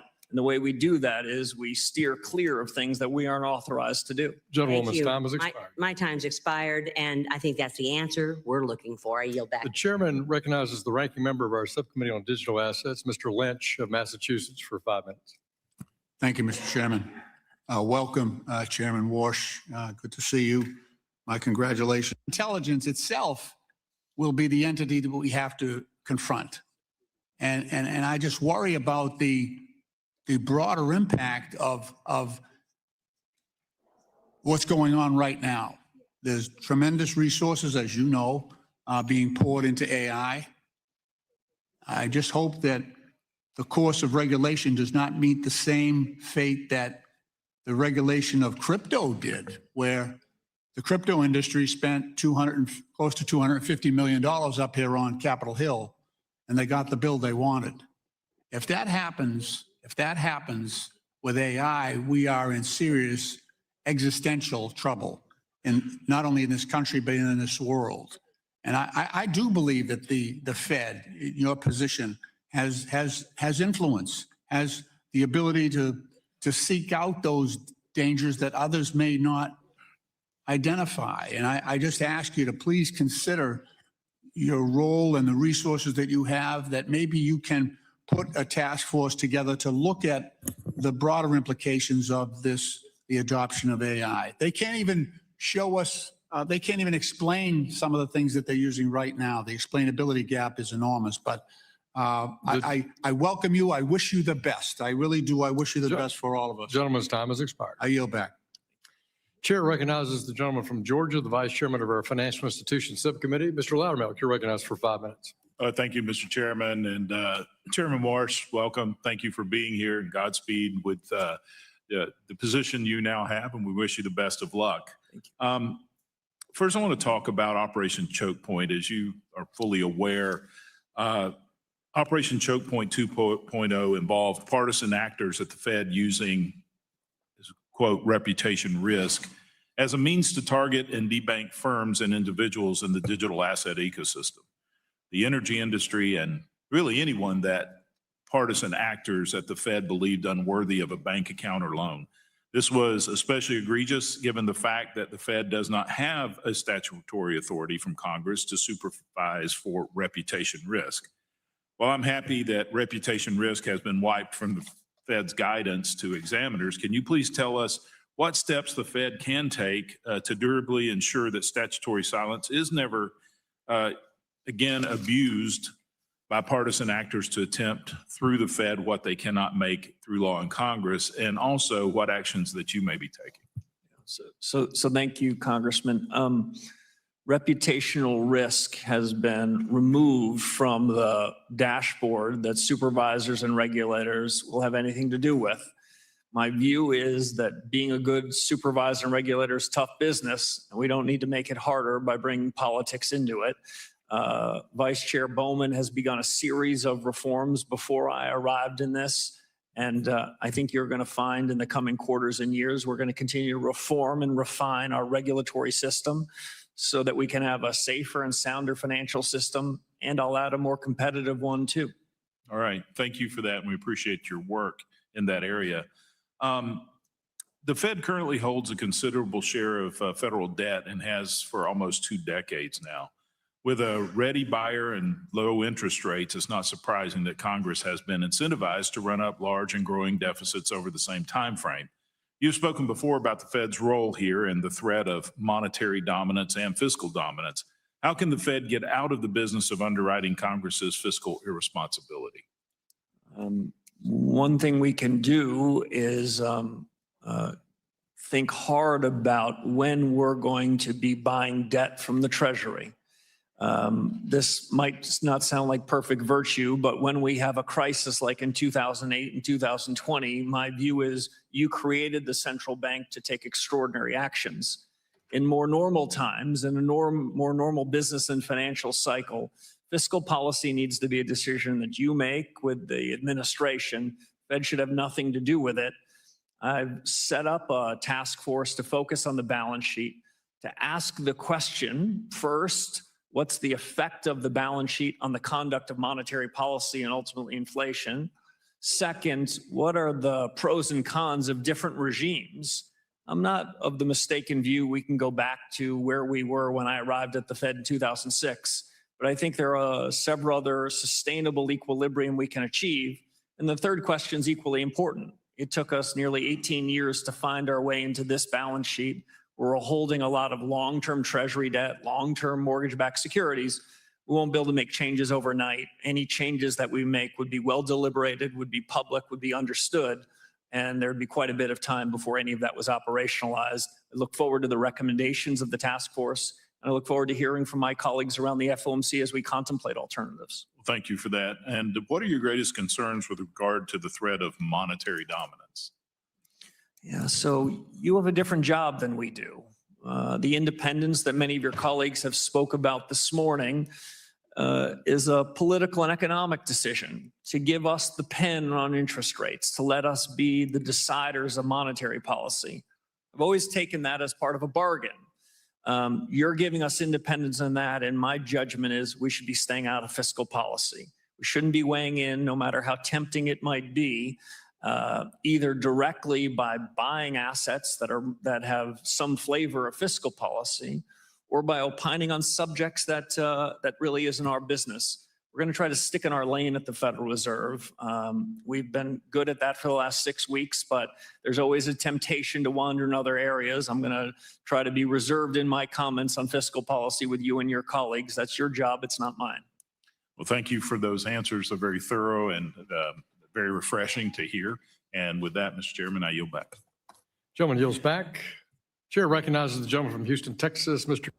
Okay, I think that is most of what we're going to be getting here from Mr. Kevin Warsh. I don't think we're going to really get anything too different. Again, pretty much all of the comments that he made essentially are now, I mean, I guess getting priced in. You're seeing some of the software names take a little bit of a breather as they're not flipping red, but they're definitely relaxing a little bit. Palantir down from 133. I don't think Weeble's going to let me share. I don't know why this thing isn't working today, but unfortunately we can't see some of the prices here. But Palantir right there, 132.95. You got Rock Lab that came back as soon as that Trump tweet came out. Micron 978. The semis actually are flipping green again, or flipping back to where they were in the pre-market, which is very nice to see. SK Hynix just crushing it, like really crushing it right here based on this announcement by Trump, I think, which is helping all the memory names starting to get a lot more love. 20% reimbursement. Yeah, let me try restarting Rebel. That might also help as well. 180. So this is the highest price we've seen on SK Hynix basically since it's IPO'd. The highest price we have seen on SK Hynix since it has IPO'd, at least in the US markets. 177 was what we had back in back on Friday, and now you're seeing here at 180. I think it's a problem with Weeble, guys. It's not even loading on my computer as I try to restart it. Did I say restart? I mean restart. Okay, now it's loaded. Let's see if it pops on the screen. No, that's a StreamYard issue. StreamYard's being stupid. StreamYard is being stupid. But yeah, overall, I mean, software now taking a breather. Semis getting back to the rip they were having. S&P at 752, which is nice to see. ARM was down 7. Now it's only down 4. Micron, again, look at that. Getting some really nice green candles, 982. And then Robinhood. Okay, Weeble's telling me to do an update. Let's see if that fixes it. Robinhood also trying to come back from the dead. It's now at 110. It was stuck at 108 the majority of the day. How about IBM? I think that one's still getting hit. IBM, yeah, wow, 26% down, 0 recovery on Mr. IBM right here, as this one has just continued to take an ugly hit. What do we think of Warsh? Do we like him? Do we think he's kind of having the right trajectory for how the market should be thinking of what's going on right here? Yeah, that's got to be a StreamYard thing, dude. That is so weird that Weeble's not showing it. That's so freaking weird. But I feel like Warsh didn't answer any of the questions that, didn't need to be answered. Like, even when they brought up Trump trading stocks and all the other stuff that he's doing, Warsh is like, hey, that's your job. If you want to stop Trump from trading stocks or politicians, that's up to you. That's not up to me, which I think is a fair argument to make. And Reddit right there, trying to get back above 200. Also, in terms of the Fed future guidance, which has really been the big reform with Warsh, is that he's not going to be giving out future guidance. He's not going to have the market judge, 20,000 interviews that the Fed presidents give after. NVIDIA also flipping green right there, 2.5% after they give the FOMC meeting. I think that was a big part of the story. Was a big part of the story, just in terms of, the market once again getting used to Warsh not being like Powell, which would say one thing and then say a different thing next month. I mean, I really do think it's better for the market to not have that type of forward guidance and see how stocks react if you don't have 15 different Fed presidents saying the same thing. Yeah, he talked about the task forces as well, which we're going to see once those come into action, what's going to play out. Oil, is that down? We were at 78 in the morning. After that Trump tweet, we are still at 78.50, so not a meaningful retrace, but still slightly down. Reddit 240 or 200.40. Figma's been great today as well. Figma past 24. I think it's just below 24 right now. Shopify 124.50. Meta going green. Google also flipping green.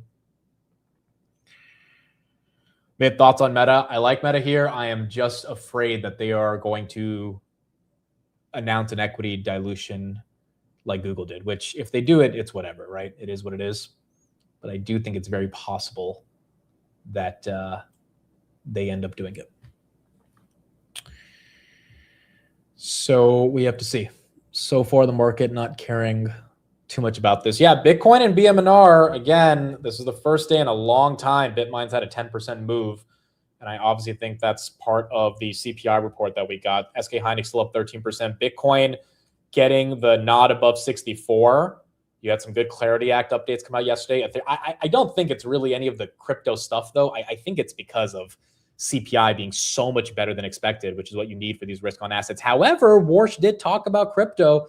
And I mean, what did he say? He said, we're not going to disrespect it. We're not going to act like it's not a big thing. We're not going to try to intervene in terms of what Congress is trying to do with digital assets and regulation. And you didn't have that level of certainty from the crypto names, or from the previous administration when it came to crypto for the past 6 years.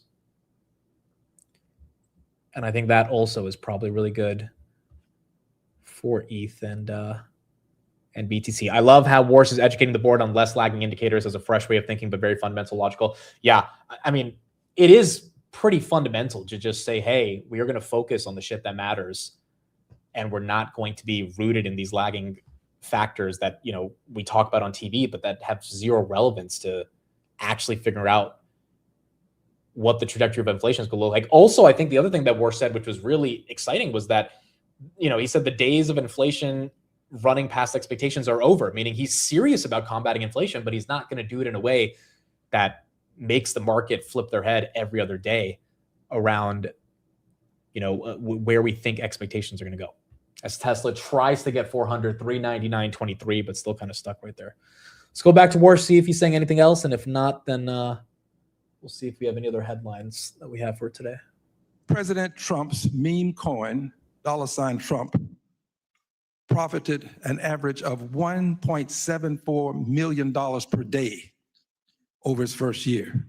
$1.74 million per day. This amounted to approximately $636 million in total royalties and licensing fees generated at its launch. While this was happening, during that same period of time, nearly 1 million investors lost a combined $3.8 billion. This is because that meme coin lost value, dropped precipitously in value. It was a bubble, by the way. It is nothing. Anybody who's listening to me, if you've invested in a meme coin, you've invested in nothing. Zero. In a righteous world, it would be illegal. But given the Secretary of the Treasury that we have currently, it is not. And that's very unfortunate. SEC, the Secretary of the SEC, it is not. I think that we should concern ourselves with these speculative bubbles. And whether you like it or not, you have to concern yourself with it, because when you lower interest rates, you lower the rates such that there's more capital available for people to use for speculative reasons. So you have to be concerned about it whether you want to or not, because you don't want to see a speculative bubble. Can I have your assurance that you will be concerned about these speculative bubbles, Mr. Chairman? So, Congressman, we want a resilient, strong, safe financial system. And we are looking at financial markets, and we're looking at the real economy to make sure we deliver on what we can. Some of these other subjects are really more in your purview and responsibility. They're in my purview. Excuse me for interrupting, but I have to. They're in my purview, but only because I choose to have them in my purview, and I make an issue of them. I have to vote on them. But they're in your purview too, because you decide whether the rates go up or down. And if you lower them, then people can engage in these speculative bubbles, such as the Trump meme coin, and they can lose a lot of money. Losing billions of dollars while the president makes millions on a daily basis. This is the epitome of ridiculosity. At some point, we all have to take a stand, Mr. Chairman. This is going to be your opportunity. You're going to have to take a stand at some point, because this president is interested in making money. He puts money ahead of the people of this country. The people of the United States of America are secondary when it comes to the president. They may even be tertiary or quaternary, but they're not first. And at some point, you're going to have to make a tough decision as it relates to this president. Look, I'm not going to prejudge you. I'm going to assume that given your statements and the latitude that the Supreme Court has given you, that you'll make the right decision. But you're going to have to be concerned about a speculative bubble, especially as it relates to crypto. This is something that we'll all have to address. I thank you very much. Gentleman yields back. Chair recognizes the Vice Chairman of our full committee, Mr. Heisinger of Michigan, for 5 minutes. Thank you, Mr. Chairman, and Chairman Warsh, congratulations. I join many of my colleagues in seeing you there as a very positive thing. In late 2021 and 2022, as has been referenced by a few others, the Fed had recognized inflation was not transitory. I'm reminded of actually a hearing we had where we had then Secretary Yellen, former Fed Chair Yellen, sitting next to the then current Fed Chairman. And when I brought up the question about whether it was transitory, they did not have the same answer. And it was interesting seeing how that lag, and it sort of played into the fear that many of us had that there had been more to this foot dragging coming out of the Biden administration. The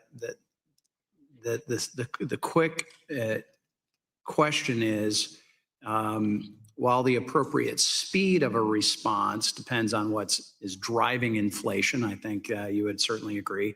I'm curious your view of how the Fed should make that judgment and act quickly once it does, because I think, as has pointed out, there was a lag. So, Congressman, I appreciate the question.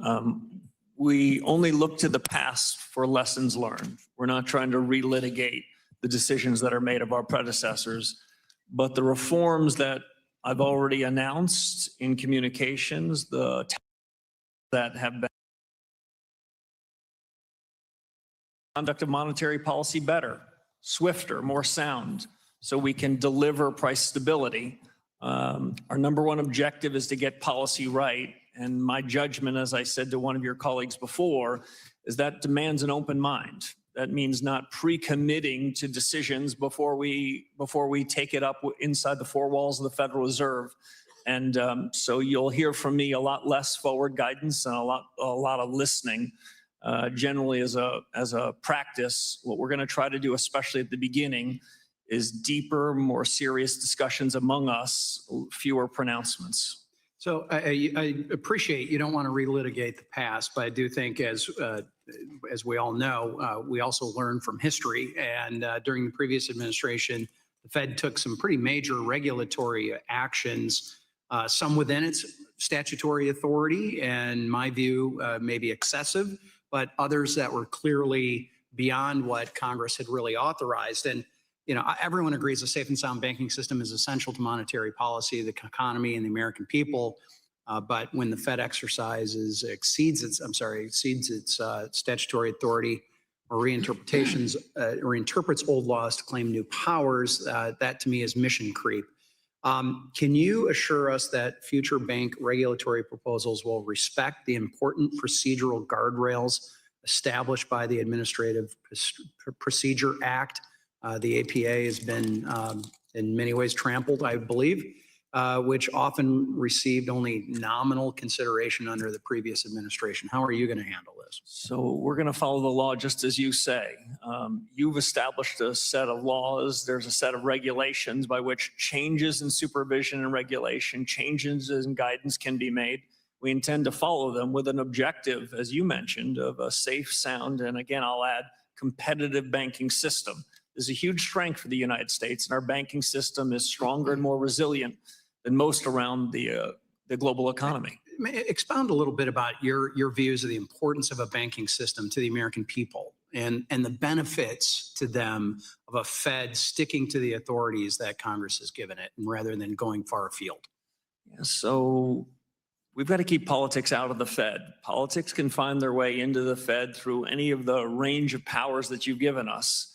Our supervisors and regulators have a lot of authority over the thousands of banks that are regulated in the United States. Explicit authority and also authority when they knock on the door and they ask a series of questions. One of the great strengths of the U.S. economy is the diversity of institutions we have in the banking business.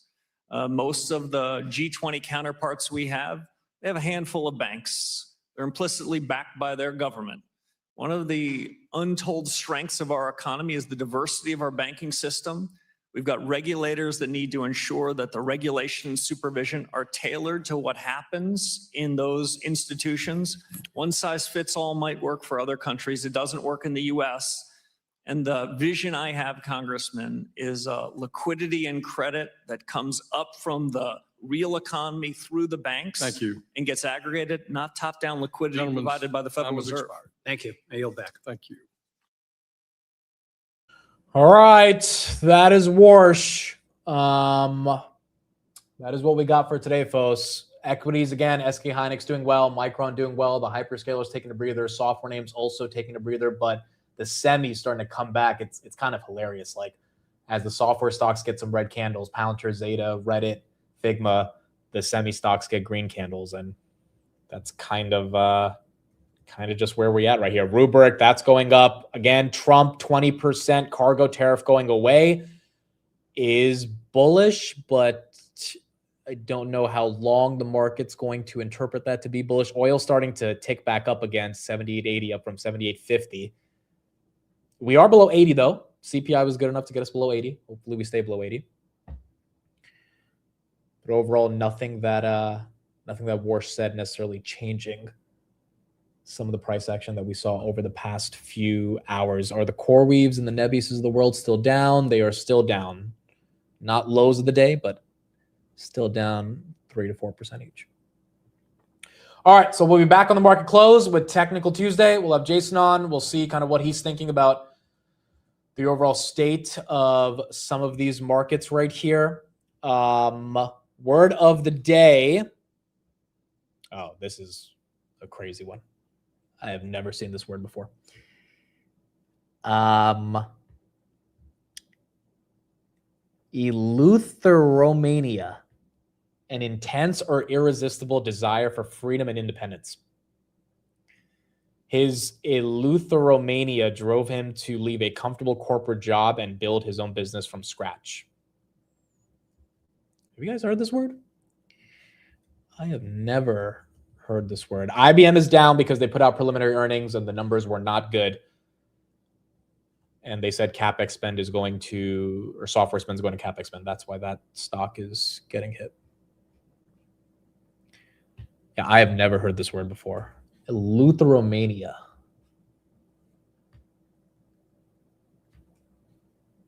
Oh, this is the website that makes you watch an ad to hear it.